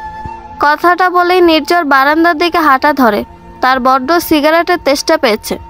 চেইন স্মোকারদের এই এক বিপদ, একটু পরপর সিগারেটের নেশা মাথায় চড়ে বসে। তবে নির্ঝর চেইন স্মোকার হলো, সিগারেটের নেশা তাকে যতটা ঘায়েল করতে পারেনি, তার চেয়ে বেশি ঘায়েল করেছে অনুর নেশা। অনুর কথা বলা, চলাফেরা, হাসি, দুষ্টুমি সব নির্ঝরকে বারবার ঘায়েল করেছে। অনু এতক্ষণ কাঁদছিল, কিন্তু নির্ঝরের বলা শেষ কথাগুলো কানে আসতেই ঠোঁটের কোণে ঈষৎ হাসির রেখা ফুটে উঠল। কি জানি কি আছে নির্ঝরের সেই ভালোবাসি কথাটায়। এতদিন নির্ঝরের কথাটা অসহ্য লাগলো, এখন বেশ ভালোই লাগে। জানালার পাশে বসে আছে সায়ন। বারবার নির্ঝরের ফোনে ফোন করছে, কিন্তু গতকাল হঠাৎই ফোনটা কাটার পর প্রত্যেকবারই নির্ঝরের ফোনটা সুইচ অফ বলছে। সায়নের মাথাটা হ্যাং হয়ে আছে। কাল যখন নির্ঝরকে ফোন করেছিল, তখন কোনো একটা মেয়ে ফোন ধরেছিল। গলাটা বড্ড চেনা চেনা লাগছে সায়নের কাছে। হঠাৎই নেটওয়ার্ক প্রবলেম, তাই ভালো মতো কথা শোনা যাচ্ছিল না। সায়নের কেন যেন মনে হচ্ছে ওটা অনুর গলা ছিল, কিন্তু নির্ঝরের ফোনে অনু কী করে আসবে? অনু, এ কয়দিন সায়ন অনুকে নিয়ে এত ভেবেছে যে শুতে গেল অনু, বসতে গেল অনু। হয়তো মনের ভুল, কথাগুলো নিজেই নিজেকে বলছিল সায়ন। বাইরে স্নোফল হচ্ছে। সায়ন এক মনে বাইরে সাদা তুলোর মতো স্নোগুলো দেখছে। অনুর বড্ড ইচ্ছে ছিল হানিমুনে এরকম একটা জায়গায় আসবে, আর সারা রাত জানালার পাশে বসে স্নোফল দেখবে। ও ম্যাডামের আবদার সারা রাত সায়নকে অনুর পাশে ঠায় দাঁড়িয়ে থাকতে হবে। কি আবদার বাবা? সারা রাত নাকি দুজন হাত ধরে দাঁড়িয়ে দাঁড়িয়ে স্নোফল দেখবে? সায়ন তো অনুর এমন আবদার শুনে হেসে দেয়। অনু তোর আগে লাল হয়ে গিয়েছিল। অনু যখন রেগে যায়, তখন অনু ফর্সা গাল দুটো গোলাপি রং ধারণ করে, আর নাকের মাথাটা লাল হয়ে যায়, তাতে বিন্দু বিন্দু ঘাম জমে। সায়ন কতবার দুষ্টামি করে অনুর নাক টেনে দিত, অনু তো আরও বেশি রেগে যেত। অতীতের কথা মনে পড়তে সায়ন হেসে দেয়। অনু, তোমাকে নিয়ে কত স্বপ্নই না ছিল, কিন্তু মাতৃ আজ্ঞা উপেক্ষা করার সাহস বা স্পর্ধা কোনোটাই আমার ছিল না। আমাকে ক্ষমা করো। কথাগুলো ভাবতেই সায়নের ফোন বেজে ওঠে। মোবাইলের স্ক্রিনে সৈমিতা নাম আর সায়ন, সিমি আর নির্ঝরের ছবিটা ভেসে ওঠে। এভাবে যখন তখন গায়ের ওপর হুমড়ি খেয়ে পড়েন কেন শুনি? লজ্জা করে না? নির্ঝর অনুর কথায় মুচকি হেসে অনুকে বেশ আষ্টে পৃষ্ঠে জড়িয়ে ধরে। তারপর অনুর ঘাড়ে মুখ গুজে একটা গভীর চুমু এঁকে দেয়। অনু গোসল করে আয়নার সামনে চুল আঁচড়াচ্ছিল। হঠাৎই নির্ঝর কোথা থেকে এসে অনুকে পেছন থেকে জড়িয়ে ধরে। ব্যাস, অনু তো রেগে মেগে আগুন। এসব ঢং আমার ভালো লাগে না। অনু নির্ঝরের থেকে একটু সরে যেতে নির্ঝর অনুকে আরো শক্ত করে জড়িয়ে ধরে। এখন নির্ঝরের হাতটা অনুর নাভি বরাবর চলে গেছে। তবে এখন আর অনুর আগের মতো অসহ্য লাগে না, বরং অন্যরকম ভালো লাগা কাজ করে। একেবারে অন্যরকম। মাঝে মাঝে তো ভালো লাগা মন্দ লাগা সব মিলেমিশে একাকার হয়ে যায়। নির্ঝর নিজের ইচ্ছে মতো অনুর পেটে হাতটা স্লাইড করছে, আর অনু চোখ বন্ধ করে আছে। নির্ঝর অনুর ঘাড়ে থুতনি লাগিয়ে আয়নার অনুর প্রতিবিম্ব দেখছে। নির্ঝরের দৃষ্টি অনুর গোলাপি ঠোঁটে আটকে আছে। নির্ঝর অনুকে নিজের দিকে ঘুরিয়ে অনুর ঠোঁটের দিকে এগোতে হঠাৎই সিমির আগমন ঘটে। সিমিকে হুট করে ঘরে ঢুকতে দেখে নির্ঝর অনু দুজনেই চমকে যায়। অনু একরকম নির্ঝরের কাছ থেকে ছিটকে দূরে সরে যায়। সিমি হতভম্বের মতো দাঁড়িয়ে আছে, যেন সে হঠাৎই খুব বড়সড় ধাক্কা খেয়েছে। বড্ড ভুল সময় চলে এসেছি মনে হয়। নির্ঝর কি বলবে বুঝতে পারছে না। সে মাথা নিচু করে দাঁড়িয়ে আছে, বোধহয় খুব লজ্জা পেয়েছে, নয়তো অন্য কিছু। অনুই বলে ওঠে, ইয়ে মানে না না, সরি। সরি কেন বলছো? আসলে আগে কখনো এ ঘরে ঢোকার জন্য নক করার প্রয়োজন পড়েনি, তবে এখন থেকে পড়বে সেটা বুঝতে পারিনি। By the way, sorry guys, carry on. কথাগুলো বলেই সিমি সেখান থেকে চলে যায়। অনুর কেন যেন খুব হাসি পাচ্ছে, রাজ্য জয়ের হাসি, যেন সে গোটা রাজ্যটাকে জয় করে ফেলেছে। না না, সিমির মুখটা দেখে অনুর খুব হাসি পাচ্ছে, কিন্তু কেন কি জানি। নির্ঝর অবাক চোখে অনুর দিকে তাকিয়ে আছে। আপনি দেখছি লজ্জা পাচ্ছেন। ইয়ে মানে সিমি এভাবে হয়েছে থাক। কথাগুলো বলে অনু নিচে চলে যায়। সেই দুপুরে অনু ঘরে ঢুকেছে। দুপুর গড়িয়ে সন্ধ্যা নেমে গেল, আর ঘরের বাহিরে বের হয়নি অনু। এতটা সময় অনু নির্ঝরের কাছেই ছিল। আজ বাড়িতে রমরমে ব্যাপার। নীরা কলেজ টু শেষ করে বাড়ি ফিরেছে। খুব তাড়াতাড়ি তার বিয়েও নাকি হয়ে যাবে। 2-1 দিনের মধ্যে ছেলেপক্ষ আসবে পাকা কথা বলতে, নয় একেবারে বিয়ের কাবিন করে নীরাকে নিয়ে যাবে। অনু নিচে নামতেই দেখে নীরা সোফায় পা তুলে বসে আছে। অনুকে দেখে নাক ফুলিয়ে বলতে থাকে, ভাবি, সে কখন থেকে তোমার জন্য অপেক্ষা করছি, কই তুমি তো নিচেই নামো না। অনু মুচকি হেসে নীরার পাশে গিয়ে বসে পড়ে। ননদিনী গো, আমি কি জানতাম তুমি এসেছো? জানলে তো গোসল টোসল বাদ দিয়ে ছুটে তোমার কাছে চলে আসতাম। ওয়েট, এই বিকেলবেলা গোসল? কি ব্যাপার? অনেক ব্যাপার আছে, তবে তোমাকে বলা যাবে না। কথাটা বলে অনু হেসে দেয়। ওহো, বলো না। বললে কি আর বুঝবে? 2 দিন পর তোমারও দিন আসছে। মানে জানো না বুঝি? তুমিও না? তা প্রেম করে নাকি? ও বাবা, প্রেম একদমই না। খালামণির ইচ্ছে আমাকে তার ছেলের বউ করবে, তাই। কথাটা বলতেই নীরা লজ্জায় লাল হয়ে গেল। খালামণি মানে তুমি জানো না? কই না তো। ভাইয়া তোমাকে কিছুই বলেনি? না রে বাবা, সে আমার বড় খালামণির ছেলে। এ বাবা, তাই নাকি? তাহলে তো প্রেম জমিয়ে করেছ। তা কতদিনের প্রেম শুনি? না গো ভাবি, সে তো আমাকে পিচ্চু ছাড়া কখনো ডাকেইনি। তার মতে আমি নাকি তার বোনের মতো।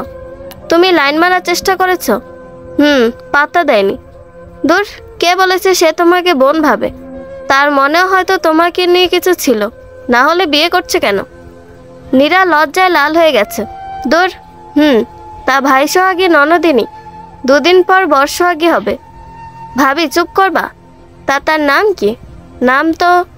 নীরা সিঁড়ির দিকে তাকাতেই দেখে নির্ঝর আর সিমি একসাথে সিঁড়ি দিয়ে নামছে।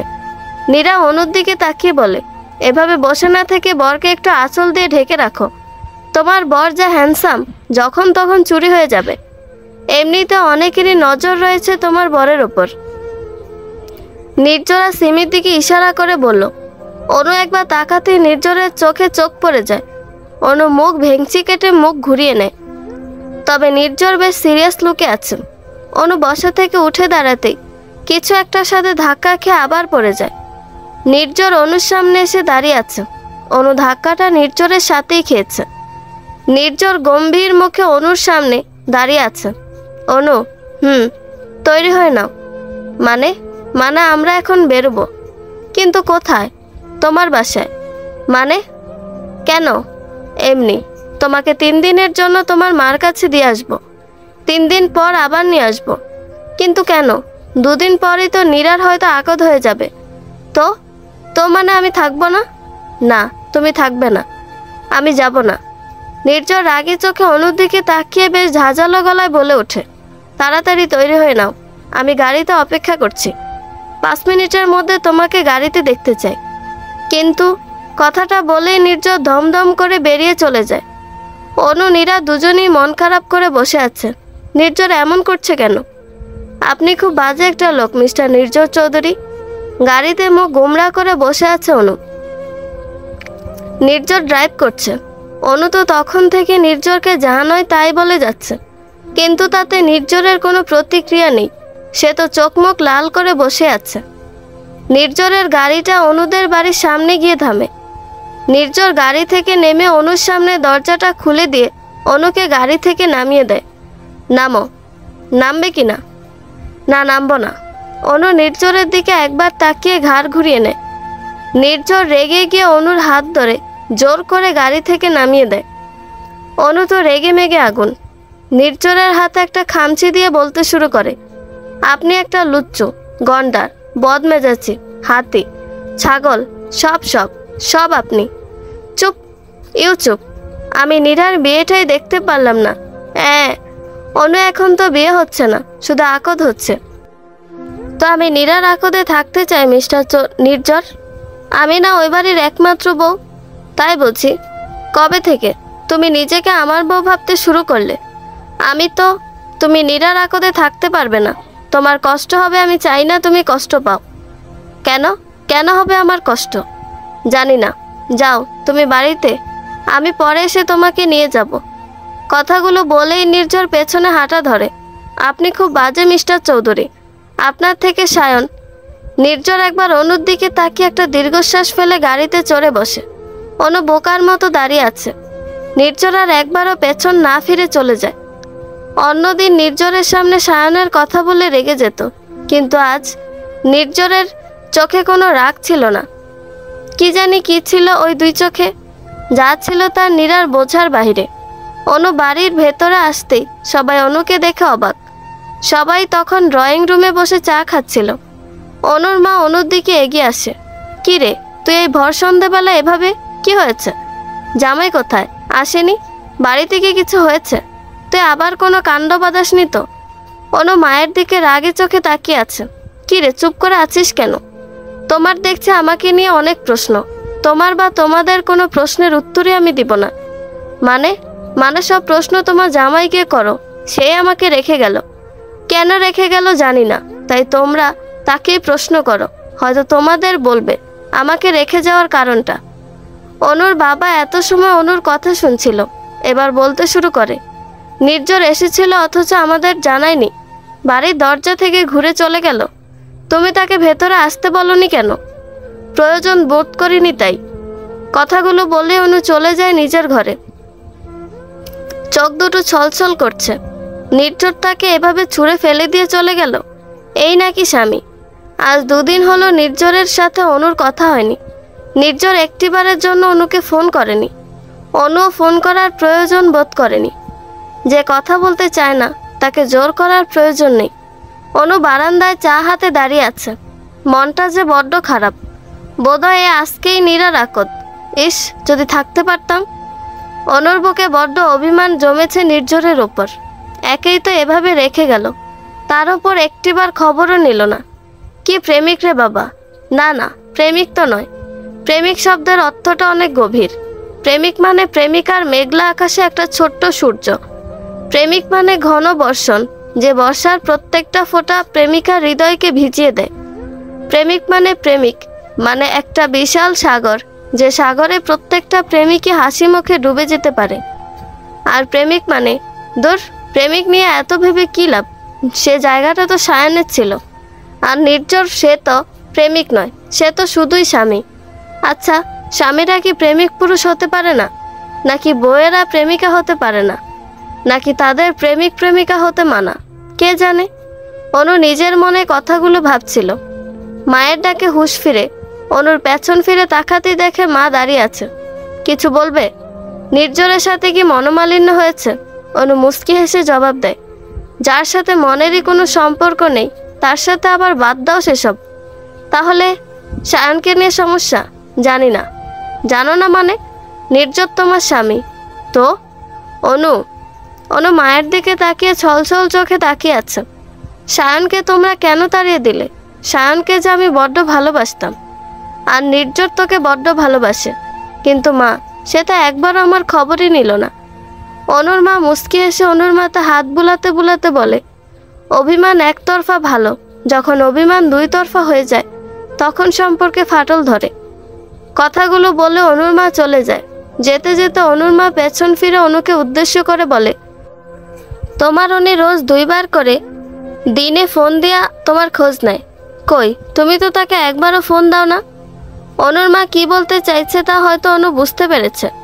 অনু কি মনে করে ফোনটা হাতে নিয়ে নির্ঝরকে ফোন করে।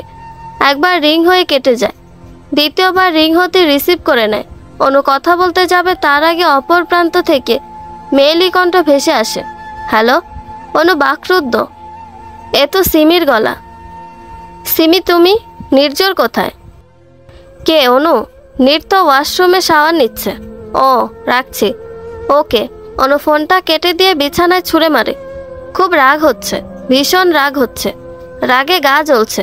এই মেয়েটা যেমন লুচু আবার বরটাও তেমন লুচু। আচ্ছা সত্যিই কি সিমির সাথে নির্ঝরের কোনো সম্পর্ক আছে? এই লুচু বেটার সাথে যদি সিমি না না, তখন আমার কি হবে? আজকাল অনু বড্ড বেশি নির্ঝরকে নিয়ে ভাবে। তবে কখনো সখনো অনুর মেঘলা আকাশে সায়ন উকি দেয়। সায়নের কাছে অনুর একটাই প্রশ্ন, সে কেন অনুকে একা ফেলে চলে গেল। অনুর বিষয়ে সবটা জানে আন্টি। সিমির কথায় নির্ঝর একবার সিমির দিকে ঘাড় ঘুরিয়ে তাকিয়ে আবার ড্রাইভিংয়ে মনোযোগ দেয়। নির্ঝর সিমি একসাথে বিমানবন্দরের উদ্দেশ্যে বেরিয়েছে। নির্ঝর, সায়ন জানে অনুর সাথে তোর বিয়ের কথা? নির্ঝর কোনো উত্তর করছে না। নির্ঝরকে নির্বাক দেখে সিমিও চুপ করে যায়। গাড়ি নিজ গতিতে চলছে। হঠাৎই সিমি চিৎকার করে গাড়ি থামিয়ে দেয়। কি? নীর? হাওয়াই মিঠাই খাবো। কি? প্লিজ প্লিজ নীর এনে দে না। নির্ঝর প্রথমে বিরক্ত হলো, কি মনে করে গাড়িটা সাইড করে দাঁড় করিয়ে নেমে যায়। সিমি তো খুশিতে আত্মহারা। নির্ঝর এক ছুটে রাস্তার ওপার থেকে 3টে হাওয়াই মিঠাই কিনে আনে। সিমিকে একটা দিয়ে দুটো গাড়ির পেছনে রেখে দেয়। নীর, এই দুটো কার? অনুর। মানে? আরে অনু খুব ভালোবাসে, তাই অনুর জন্য নিলাম। ও। হুট করে সিমির মুখটা কালো হয়ে গেল। অনু রাগে গজগজ করতে করতে বাড়ি চলে এলো। সকালে সিমির সাথে কথা বলার পর কি মনে করে অনু একা একা শ্বশুর বাড়ির উদ্দেশ্যে রওনা হয়ে যায়। হঠাৎই চোখে পড়ে রাস্তায় নির্ঝরের গাড়ি। গাড়ির দিকে ভালো করে লক্ষ্য করতে অনুর চোখে পড়ে নির্ঝর সিমির হাতে গোলাপি রঙের হাওয়াই মিঠাই ধরিয়ে দিচ্ছে, আর সিমি অন্যরকম দৃষ্টিতে নির্ঝরের দিকে তাকিয়ে আছে। ব্যাস, একেই তো অনুর মাথা গরম ছিল। এই দৃশ্য দেখার পর যেটুকু বাকি ছিল তাও গরম হয়ে গেল। অনু বাড়িতে ঢুকতেই দেখে নীরা সোফায় ঘুমিয়ে আছে। বাড়ির কাজের লোক দরজা খুলে দিয়েছে। অনু আশেপাশে তাকিয়ে দেখে কেউ নেই। বোধহয় সবাই দুপুরের খাবার খেয়ে দিয়ে রেস্ট নিচ্ছে। অনু কোনো কথা না বলে সোজা ঘরে চলে যায়। ইমিগ্রেশন ক্রস করে বিমানবন্দরের অন্দরমহল থেকে ধীর পায়ে বেরিয়ে আসছে সায়ন। যদিও আরও 2 দিন আগে তার বাংলাদেশে ফেরার কথা ছিল, কিন্তু বিদেশের পাট চুকিয়ে দেশে আসতে দেরি হয়ে গেল। আবহাওয়া ভালো থাকায় প্লেন 1 ঘন্টা আগে দেশে ল্যান্ড করেছে। বাহিরে বেরিয়ে সায়ন সরাসরি গাড়িতে উঠে যায়। উদ্দেশ্য নিজের বাড়ি যাবে। তবে সায়নের মায়ের কড়া কথা, সে যেন যত দ্রুত সম্ভব তার খালার বাসায় ওঠে। কিন্তু তবুও সায়ন নিজের বাড়ি যাবে। সায়নকে নিতে সায়নের খালাতো ভাই নির্ঝর আর বেস্ট ফ্রেন্ড সিমি আসছে, তবে 2 ঘন্টা পর। সায়ন ইচ্ছে করে সবাইকে 2 ঘন্টা পরের ফ্লাইটের কথা বলেছিল, না হলে ওরা জোর করে সায়নকে ধরে বাড়ি নিয়ে যেত। গতকালই সায়নের বোন সায়নকে ফোন করে জানিয়েছে অনু নাকি বাড়ি চলে এসেছে, মানে অনুর বর নাকি অনুকে রেখে গেছে। তাই সায়নও সোজা বাড়ি চলে যাচ্ছে। অনুর সাথে অন্তত একবার দেখা করা খুব জরুরি। নিজের দোষে মেয়েটাকে বড্ড কষ্ট দিয়ে ফেলেছে সে, তবে আর কোনো ধোঁয়াশা নয়। এবার সায়ন সরাসরি অনুকে সব সত্যি বলবে, কেন সে অনুর সাথে এমন করেছিল। শুধু যে সত্যি বলবে তা নয়, অনু যদি চায় সব অতীত ভুলে গিয়ে অনুকে নিজের করে নিবে সে। অনুকে নিয়ে এদেশ, এই পরিচিতি সব ছেড়ে চলে যাবে। কিন্তু অনু কি ক্ষমা করবে আমাকে? করবে। অনু তো আমায় ভালোবাসে। আমি চাইলে অনু সব ছেড়ে চলে আসবে আমার কাছে। এরকম কিছু চিন্তা ভাবনা নিয়ে সায়ন গাড়িতে রওনা হয়ে গেছে বাড়ির উদ্দেশ্যে। অনুদের বাড়ির পেছনের পথটা সায়নদের বাড়িতে যাওয়ার পথ। গাড়িটা যখন অনুদের বাড়ির পেছনের দরজাটা ক্রস করছিল, সায়ন গাড়ির জানালা দিয়ে উকি দেয়। ওই তো বাড়ির পেছনে সেই বকুলতলা, ঠিক তার পাশে একটা বড় তেঁতুল গাছ। অনুর গায়ে হলুদের দিন অনু সায়নকে এখানেই দাঁড়াতে বলেছিল, কিন্তু সায়ন সেদিন আসেনি। অনু কি এসেছিল? সে কি সেদিন অপেক্ষা করেছিল সায়নের জন্য? হয়তো করেছিল। মেয়েটা যা আসতো একটা পাগলি। যদি সেদিন আসতো তাহলে আজ হয়তো বুক ভরা আফসোস নিয়ে বাঁচতে হতো না। হয়তো অনু এখন তার বকে থাকতো, কিন্তু কি করে আসতো?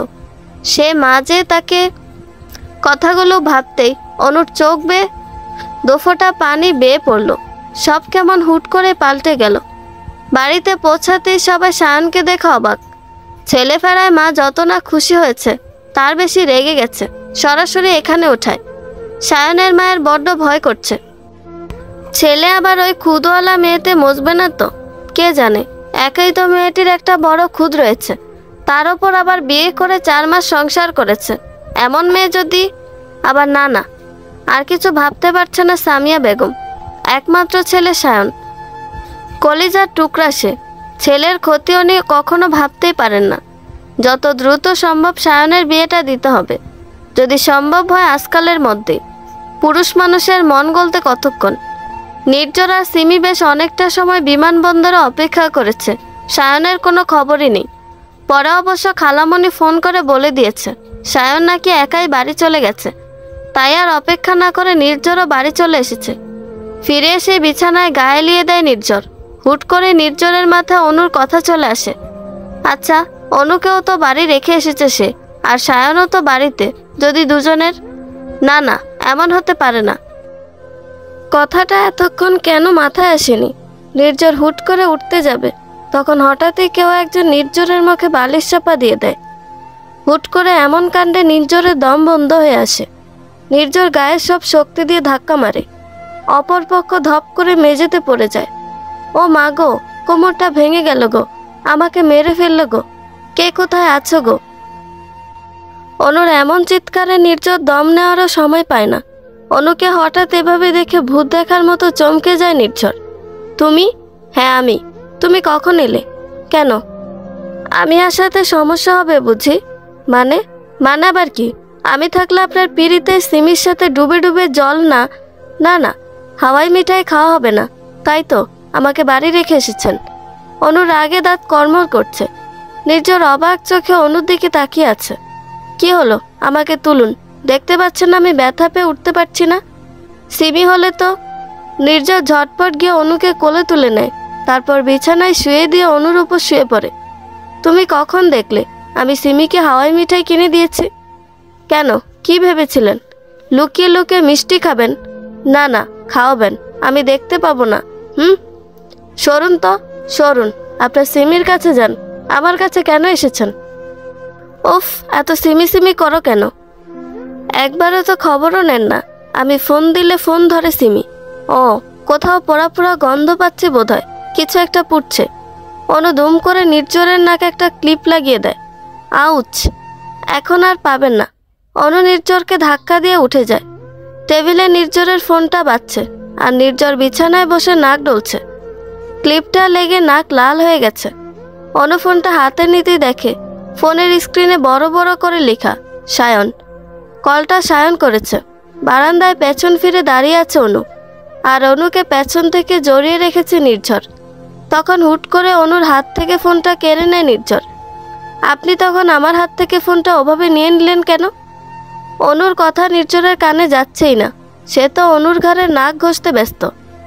তখন নির্ঝরের ফোনে সায়ন নামটা দেখে অনু প্রথমে একটু ভরকে গেল, পরে মানিয়ে নেয়। হতে পারে এটা অন্য কেউ। কি হলো বলুন? এমনি না, অন্য কিছু। বললাম তো এমনি। ইস, এত নরম কেন? একটু চুপটি করে দাঁড়াতে পারো না? ছাড়ুন তো, সবসময় ভালো লাগে না ওইসব। কথাটা বলে অনু নির্জরের থেকে নিজেকে ছাড়িয়ে নিয়ে একটু দূরে সরে দাঁড়ায়। নির্জর কিছুই বলে না। অনু দু চোখ এখন আকাশে ওঠা বড় চাঁদটার দিকে, আর নির্জরের চোখ অনুর দিকে। অনুর চুল থেকে পায়ের নখ পর্যন্ত চোখ বুলাচ্ছে নির্জর। আজ বোধহয় অনুকে একটু বেশি সুন্দর লাগছে। এভাবে ড্যাব ড্যাব করে কি দেখছেনটা কি? তোমাকে এমন করে দেখছেন যেন এক্ষুনি গিলে খাবেন। খাবই তো। অনু নির্জরের দিকে 2 কদম এগিয়ে এসে দুহাত দিয়ে নির্জরের গলা জড়িয়ে ধরে। নির্জর অনুর কোমর জড়িয়ে একটু উঁচু করে তুলে ধরে। জানেন তো, আমি খাওয়ার জিনিস না তো তুমি কিসের জিনিস? ভালোবাসার জিনিস, তাই বুঝি? আমি তো ভালোবাসি, কিন্তু তুমি? জানি না, জানতে হবে না। দুজন বেশ কাছাকাছি। নির্জরের গরম নিঃশ্বাস অনুর চোখে মুখে আশ্রে পড়ছে। অন্যরকম অনুভূতি। কই, খারাপ তো লাগছে না, ভালোই লাগছে। নিজেকে কেমন বর্ষহাগী মনে হচ্ছে। নির্জর হঠাৎই অনুর ঠোঁটে ঠোঁট মিলিয়ে দেয়। দুজন পাড়ি দেয় অন্য জগতে। বেশ কিছুক্ষণ পর অনু নিজেকে ছাড়িয়ে নেয়। অনু, তুমি সায়নকে এখনো ভালোবাসো, তাই না? জানি না। ও জানতে হবে না, কারণ তুমি আমার, শুধুই আমার। নির্জর পেছন ফিরে চলে আসতে অনু নির্জরকে পেছন থেকে জড়িয়ে ধরে। নির্জর অনুকে সামনে ঘুরিয়ে কোলে তুলে নেয়, তারপর বিছানায় নিয়ে গিয়ে শুয়ে দেয়। আজ আকাশে অনেক বড় চাঁদ উঠেছে। হালকা বৃষ্টি, একটু শীত শীত আবহাওয়া। ওয়েদারটা বেশ রোমান্টিক। জানো তো, এমন ওয়েদারে বর বউরা মধুচন্দ্রিমায় যায়। তুমি যাবে আমার সাথে মধুচন্দ্রিমায়? অনু লজ্জায় লাল গোলাপি হয়ে গেছে। বোধহয় আজ আমাদের ফের ফুলসজ্জা হবে। অনু নির্জরের কথা বেশ লজ্জা পেয়ে গেছে। কি জানি, আজকাল নির্জরকে তো আর আগের মতো খারাপ লাগে না। নির্জরও আগের মতো নেই। তবে এটা কি ভালোবাসা, নাকি শুধুই সস্তা আবেগ, নাকি এটাকে শুধুই মানিয়ে নেওয়া বলে? কি জানি, এর কোনো অর্থই অনুর মাথায় ঢুকছে না। সায়নের ঘরে বারান্দার গ্রিলে বেশ কয়েকটা বাড়ি দিয়েছে সায়ন। হাত কেটে রক্ত পড়ছে, তবুও রাগটা কমছে না। সায়ন স্বভাবত বেশ শান্তশিষ্ট, তবে রেগে গেলে নিজের ওপর কোনো নিয়ন্ত্রণ থাকে না তার। রাগে গ্রিলে আরও কয়েকটা বাড়ি দেয় সায়ন। পাশেই সিমি আছে, তবুও কিছু বলছে না, বাধাও দিচ্ছে না। চুপটি করে সায়নের কাণ্ড দেখছে সে। সায়ন রক্তবর্ণ চোখে সিমির দিকে তাকিয়ে প্রশ্ন ছুড়ে দেয়, নির্জর এরকম একটা নোংরা প্ল্যান করলো, তুই জেনে শুনে আমাকে আগে কিছুই বলিসনি কেন? সায়ন, বিশ্বাস কর, আমি আগে কিছুই জানতাম না। আমি তো রিসেন্টলি এসব জেনেই তোকে দেশে ফিরে আসতে বললাম। আর নির্জর অনুকে পাওয়ার জন্য এরকম কিছু করবে তা আমার কল্পনার বাইরে। সিমি এক নিঃশ্বাসে কথাগুলো বলে দম নেয়। অনুর দিকে যে নির্জরের নজর ছিল সেটা তুই আগে থেকে জানতিস? মানে ইয়েস অর নো? জানতাম। সেবার সমুদ্র সৈকতে গিয়ে অনুকে নির্জরের ভালো লাগে। তাহলে আমাকে আগে বলিসনি কেন, ইউ স্টুপিড গার্ল? বিশ্বাস কর সায়ন, নির্জর যেদিন জেনেছিল অনুর সাথে তোর সম্পর্ক আছে, সেদিন নির্জর দমে গেছিল। আমি ভেবেছিলাম নির্জর হয়তো অনুকে ভুলে যাবে, কিন্তু অনুকে পাওয়ার জন্য যে নির্জর এত কিছু করবে তা যদি জানতাম। সায়ন শুধু রাগে ফুঁসছে। এয়ারপোর্টে সায়নকে না পেয়ে নির্জর বাড়ি চলে এলো। সিমি কাজের নাম করে সরাসরি সায়নের বাড়ি চলে আসে। সায়নকে এখন তার প্রয়োজন, তাই তো সবার আড়ালে সায়নকে এত কিছু বলতে এসেছে সিমি। সায়নই তো তার। সায়নকে রাখতে দেখে সিমি জ্বলন্ত আগুনে আরেকটু ঘি ঢেলে দিল। সায়ন, আমার মনে হয় অনুর ওই রিপোর্টটাও মিথ্যা। হয়তো আন্টিকে অনুর বিরুদ্ধে রাগানোর জন্য নির্জর ওই ফলস রিপোর্টটা বানিয়েছে। আফটার অল, ওই নার্সিংহোমটা তো নির্জরের ফ্রেন্ডের। সায়ন একটু চুপ হয়ে গেল। আকদের দিন হঠাৎই অনু সিঁড়ি থেকে পড়ে যায়। পেট ব্যথায় বারবার ছটফট করতে থাকে। সায়ন কোনো তাল না পেয়ে নির্জরকে ফোন দেয়। নির্জরই তো সেদিন অ্যাম্বুলেন্স পাঠিয়েছিল। তারপর তো ওই রিপোর্ট, ওরকম একটা ঘটনা, সব কেমন তালগোল পাকিয়ে দিল। অনুর ব্যাপারে ওরকম একটা কথা জানার পর সায়নের মা আর একটি মুহূর্ত সায়নকে হাসপাতালে থাকতে দেয়নি। সত্য গোপনের দায়ে অনুর পরিবারকে যাচ্ছে তাই বলে অপমান করে। তবে বিষয়টা দুঃখজনক হলেও অনুর এরকম সমস্যার কথা তারাও আগে টের পায়নি। তবে সায়নের মার কাছে তারা অপরাধী, তাই তাদের যোগ্য অপমানই করেছিল সেদিন। বিয়েটা ভেঙে দিয়ে সায়নকে নিয়ে চলে আসেন তিনি। কসম টসম দিয়ে সায়নের মুখও বন্ধ করে দেয়। তবে সেদিন অনুর রিপোর্টটা কি মিথ্যে ছিল? সেদিনের সবাই কি নির্জরের সাজানো প্ল্যান ছিল অনুকে আমার থেকে আলাদা করার জন্য? না, আর কিছু ভাবতে পারছে না সায়ন। মাথা গুলিয়ে যাচ্ছে। নির্জর তো শুধু সায়নের ভাই ছিল না, বেস্ট ফ্রেন্ডও ছিল। তাহলে বন্ধু হয়ে বন্ধুর সাথে এত বড় বেইমানি? নির্ঝর শুধুমাত্র নিজের জন্য নিজের বেস্ট ফ্রেন্ডের সাথে বেইমানি করলো। এর ফল ভালো হবে না, একদম ভালো হবে না। কথাগুলো বলতে বলতে সায়ন বাড়ি থেকে বেরিয়ে যায়, আর সিমি বিছানায় একই ভঙ্গিতে বসে আছে, যেন সেও বিষয়টা মানতে পারছে না। তবে ধীরে ধীরে তার মুখে ম্লান হাসি ফুটে উঠছে। খেলা তো সবে শুরু মিস্টার নির্ঝর, এবার দেখো তোমার কর্মের ফল তোমায় আমি কিভাবে দেই। আমি ভালো নেই নির্ঝর, তুমিও ভালো থাকবে না, তোমাকে আমি ভালো থাকতে দেব না। ফ্ল্যাশব্যাক। নার্সিংহোমে দরজার সামনে দাঁড়িয়ে আছে সায়ন। হালকা ক্রিম কালার শেরওয়ানিতে ছোপ ছোপ রক্ত লেগে আছে। শেরওয়ানিটা অনু নিজে পছন্দ করে কিনেছিল আকদে সায়ন পরবে বলে, অথচ এই শেরওয়ানিতে অনুর রক্ত লেগে আছে। সিঁড়ি থেকে পড়ে গিয়ে মাথাটা ফেটে গেছে অনুর, পুরোপুরি হুঁশ নেই বললেই চলে। তবে বিছানায় শুয়ে শুয়ে বারবার ব্যথায় কাতরাচ্ছে অনু। স্বাভাবিকভাবে ব্যথাটা মাথায় হওয়া উচিত, যেহেতু মাথাটা ফেটেছে, কিন্তু অনুর ব্যথা হচ্ছে পেটে, যাকে বলে প্রচণ্ড ব্যথা। অনু ওই অবস্থায় বেশ কয়েকটা টেস্ট করা হয়। বরপক্ষ কনেপক্ষ মোটামুটি সবাই উপস্থিত আছে। অনুর বাবার তো মুখটা শুকিয়ে গেছে, একমাত্র মেয়ের এ অবস্থা, তাও আবার এমন শুভ দিনে। সায়নের চোখ বেয়ে টুপটুপ করে পানি পড়ছে। কোথায় মেয়েটাকে লাল শাড়ি জড়িয়ে বউ সেজে শ্বশুরবাড়ি নিয়ে যাবে তা নয়, বরং হালকা নীল পোশাক পরে হাসপাতালের বিছানায় পড়ে আছে। অনু, তুমি ভালো হয়ে যাও প্লিজ, আমি আর নিতে পারছি না। সায়নের ভাবনায় ছেদ পড়ে ডাক্তার অনামিকার ডাকে। অনামিকা নির্ঝরের ফুফাতো বোন। অনু সম্পর্কে সবটাই জানে সে। অনামিকা সায়নকে ডেকে বলে, সায়ন, পেশেন্ট সম্পর্কে কিছু কথা ছিল, সেগুলো তুমি আলাদা শুনবে নাকি সবার সামনে? পাশ থেকে সায়নের মা উঁচু সুরে বলতে থাকে, এখানে অনুর পরিবার উপস্থিত রয়েছে, তাই অনু সম্পর্কে সবটা জানার অধিকার তাদেরও রয়েছে, তুমি সবার সামনে বলো। সায়ন, তুমি কি অনু সম্পর্কে আগে কিছুই জানতে না? মানে?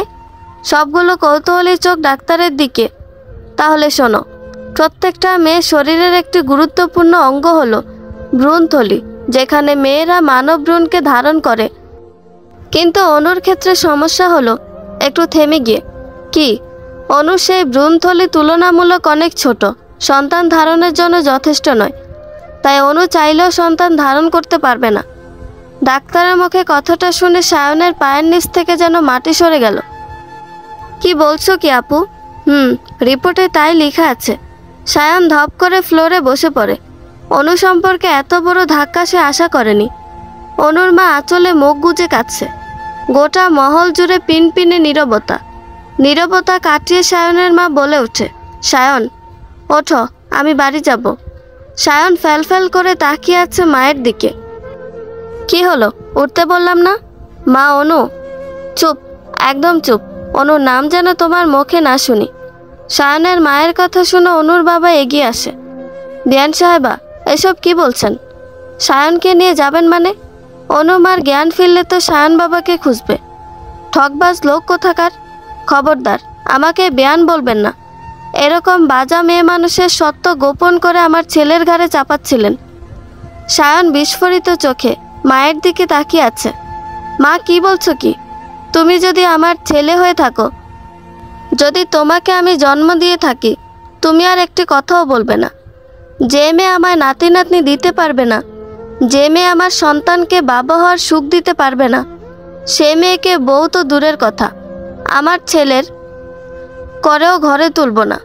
বাবা হয়ে নিজের মেয়ে সম্পর্কে এমন কথা শুনে মাটিতে মিশে যেতে ইচ্ছে করছে, তবুও সোজা হয়ে দাঁড়িয়ে আছেন। প্রশ্নটা মেয়ের ভালোবাসার, মেয়ের জীবনে। সায়নের মা অনুর বাবাকে চরম অপমান করেন, তারপর দলবল নিয়ে হাসপাতাল ছেড়ে চলে যান। অনেক আকুতি মিনতি করেও আটকাতে পারেনি অনুর বাবা। এদিকে অনুর যতবারই হুঁশ ফিরছে, তো সমানে সায়ন সায়ন করে যাচ্ছে। সম্পূর্ণ ঘটনার আরেকজন সাক্ষী রয়েছে, যে আড়াল থেকে সবটা দেখেছে। অনুর জন্য দুফোঁটা চোখের পানিও ফেলেছে। রাতের মাঝামাঝি অনুর হুঁশ ফিরে। কেবিনে শুধু একজন নার্স রয়েছে। অনুর ধারণা সায়ন বাহিরে আছে, তাকে হয়তো ভেতরে ঢুকতে দেওয়া হয়নি। অনু টলমল পায়ে ধীরে ধীরে বাহিরে চলে আসে। কই, বাবা মা ভাইয়া ভাবি সবাই বারান্দায় আছে, সায়ন তো নেই। অনু সায়নকে খোঁজার জন্য আরেকটু এগিয়ে যায়। সিঁড়ির কাছে যেতেই হঠাৎ মাথাটা ঘুরে আসে। অনু পড়ে যেতে নিলেই কেউ একজন ধরে নেয়, সোজা অনুকে কোলে তুলে নেয়। এদিকে অনুকে খোঁজাখুঁজি চলছে। সেই একজন অনুকে কোলে তুলে হাঁটা ধরে কেবিনের দিকে। অনুকে কোলে করে কেবিনে নিয়ে গিয়ে শুয়ে দেয়। সেই একজন ছিল নির্ঝর। নির্ঝর সব জেনে শুনে অনুর বাবা মাকে বিয়ের প্রস্তাব দেয়। নির্ঝরের বিষয়ে খোঁজখবর করে। তার পরেরটা সবারই জানা। বর্তমানে সকাল সকাল অনুর ঘুম ভাঙতেই দেখে নির্ঝর অনুকে বেশ শক্ত করে জড়িয়ে রেখেছে। অনু নড়ছে না, শুধু ফ্যাল করে নির্ঝরের দিকে তাকিয়ে আছে। কই, সেদিনের মতো তো আজ রাগ লাগছে না। তাহলে কি আমি ওনার প্রেমে পড়লাম? পড়েছ। আচমকাই নির্ঝরের কথা শুনে অনু চমকে যায়। নির্ঝর ফিক করে হেসে দেয়। মেয়ে, তুমি বোধহয় সত্যি সত্যি আমার প্রেমে পড়লে। নির্ঝর অনুকে আরো শক্ত করে জড়িয়ে ধরে। অনু কি ভেবে উত্তর দেয়, মানুষ প্রেমে নাকি একবারই পড়ে, আমিও পড়েছিলাম একবারই। অনুর উত্তর শুনে নির্ঝরের মুখটা কালো হয়ে যায়। কিন্তু জানো তো অনু, আমি প্রেমে পড়েছিলাম একবারই, আর সে হলে তুমি। কথাটা বলেই নির্ঝর অনুর ঠোঁটে ঠোঁট মিলিয়ে দেয়, যেন তার সব অভিমান, সব রাগ, সব কষ্টের সমাপ্তি ওই ঠোঁটের মাঝে লুকিয়ে রেখেছে। কে? কেন? চিনতে কষ্ট হচ্ছে বুঝি? তুমি? Anu, I am sorry. Anu please, আমি তোমার সাথে মিট করতে চাই। অনেক কিছু বলার আছে তোমাকে। অনু শুনছ? আবার কি চাই আপনার? কেন তোমাকে চাই? রাখছি। অনু, অনু তোমাকে অনেক কিছু বলার আছে। অনু। ওয়াশরুমের দরজা খোলার শব্দে অনু চমকে গিয়ে দুম করে ফোনটা কেটে সাইলেন্ট মোড অ্যাক্টিভ করে দেয়। সকাল সকাল নির্ঝরের থেকে নিজেকে ছাড়িয়ে নিয়ে অনু ওয়াশরুমে চলে যায়। একটু পর নির্ঝরও উঠে গিয়ে ওয়াশরুমে ঢুকে যায়। বেচারা অনু তো লজ্জায় নাজেহাল অবস্থা। কোনো রকমের সাবান নিয়ে বাহিরে বের হতেই দেখে নির্ঝরের ফোনটা বাজছে। ফোনটা বেশ কয়েকবার বাজতেই অনু কি মনে করে ফোনটা তুলে হ্যালো বলতেই অপর প্রান্তের লোকটার গলা শুনে থমকে যায় অনু। সায়ন, এই যে সায়নের গলা।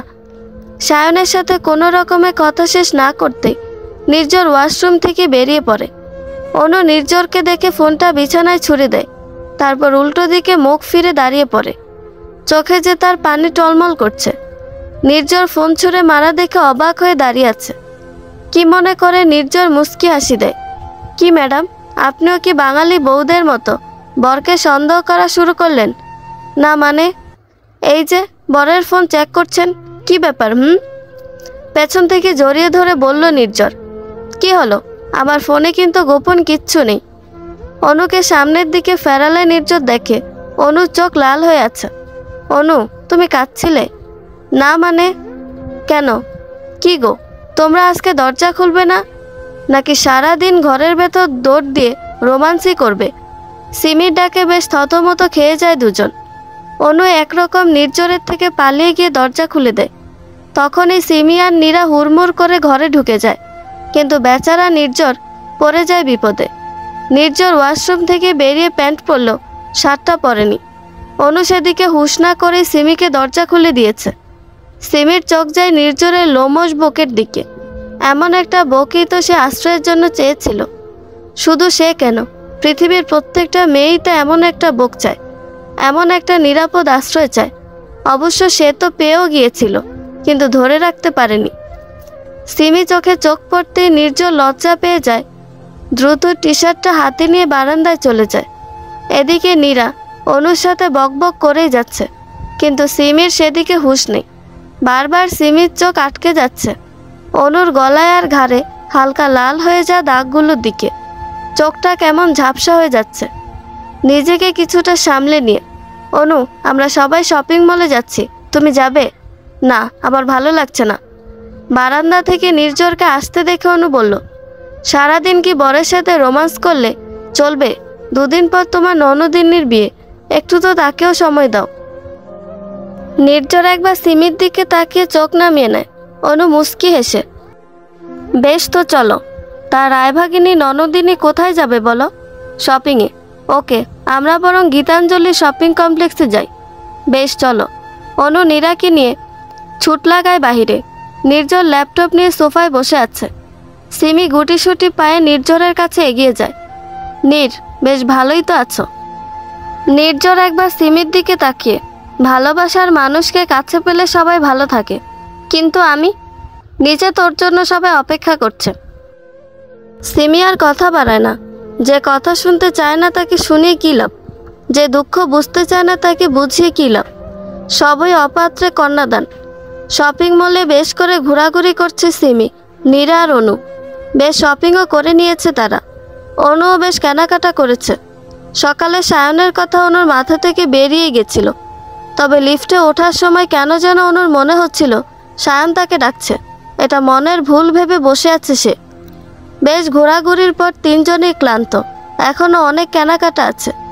সিমির নাকি হঠাৎ করে ওয়াশরুম পেয়েছে, তাই সে অনুকে একটা ক্যাফে দেখিয়ে দেয় আর বলে দেয়, অনু তুমি ওই ক্যাফেটাতে গিয়ে বসো, আমি আর নীরা একটু ওয়াশরুম থেকে ঘুরে আসছি।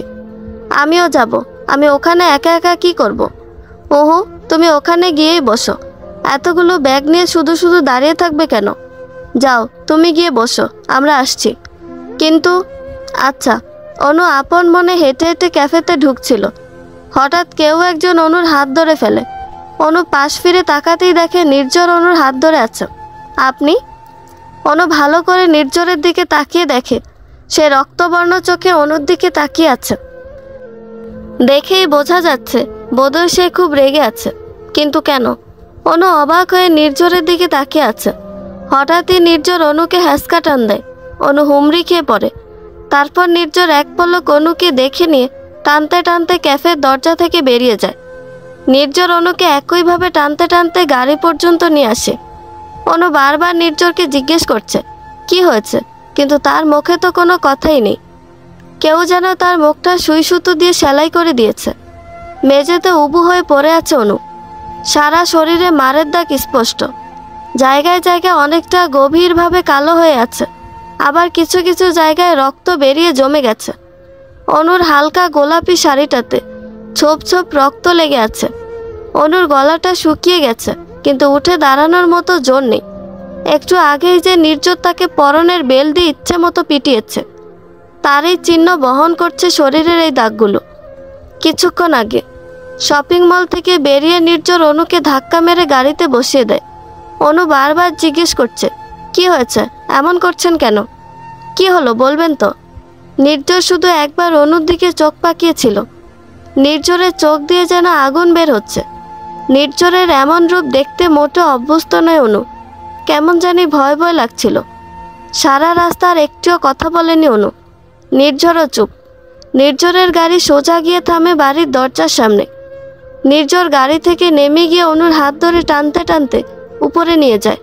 আহ, নির্ঝর লাগছে। কি হয়েছে বলবেন তো, এমন টানাটানি কেন করছেন? নির্ঝর অনুকে ঘরে এনে সোজা দাঁড় করিয়ে একটা থাপ্পড় মেরে দেয়। অনু ছিটকে গিয়ে মেঝেতে পড়ে। তোর সাহস কি করে হয় আমার ফোন থেকে সায়নকে ফোন করিস? ফোনটা আছাড় মেরে অনু মূর্তির মতো বসে আছে। খুব শখ না সায়নের সাথে দেখা করার? খুব ইচ্ছে না পুরনো প্রেমিকের সাথে পালিয়ে যাওয়ার? কি করেছি আমি? ঠকিয়েছিস আমায়, বেঈমান কোথাকার। এত ভালোবাসলাম অথচ তোর গায়ে লাগে না? না। কথা বলতে বলতে নির্ঝর কোমর থেকে বেলটা খুলে অনুকে পেটাতে থাকে। অনু না নির্ঝরের কথার কোনো মানে খুঁজে পাচ্ছে আর না রাগের। নির্ঝর অনুকে ইচ্ছে মতো আঘাত করছে। অনু প্রথমে চিৎকার করল, পরে জড়সড় হয়ে গেছে। এই নির্ঝরকে তার বিয়ের প্রথম দিনে নির্ঝর বলে মনে হচ্ছে, যে কি তার ইচ্ছের বিরুদ্ধে তাকে। অনুর চোখ দিয়ে পানি পড়ছে। এ কেমন ভালোবাসা? ভালোবাসা বুঝি এমন হয়? ভালোবাসা কি এত হিংস্র হয়? যখন যা ইচ্ছে করা যায়, যখন খুশি কাছে ডাকা যায়, আবার যখন খুশি দূরে সরিয়ে দেওয়া যায়, যখন খুশি আদর করা যায়, যখন খুশি ব্যথা দেওয়া যায়, এটাই কি ভালোবাসা? এমন ভালোবাসাই কি তাকে উপহার হিসেবে দিয়েছে নির্ঝর নামের এই লোকটি? কি জানি।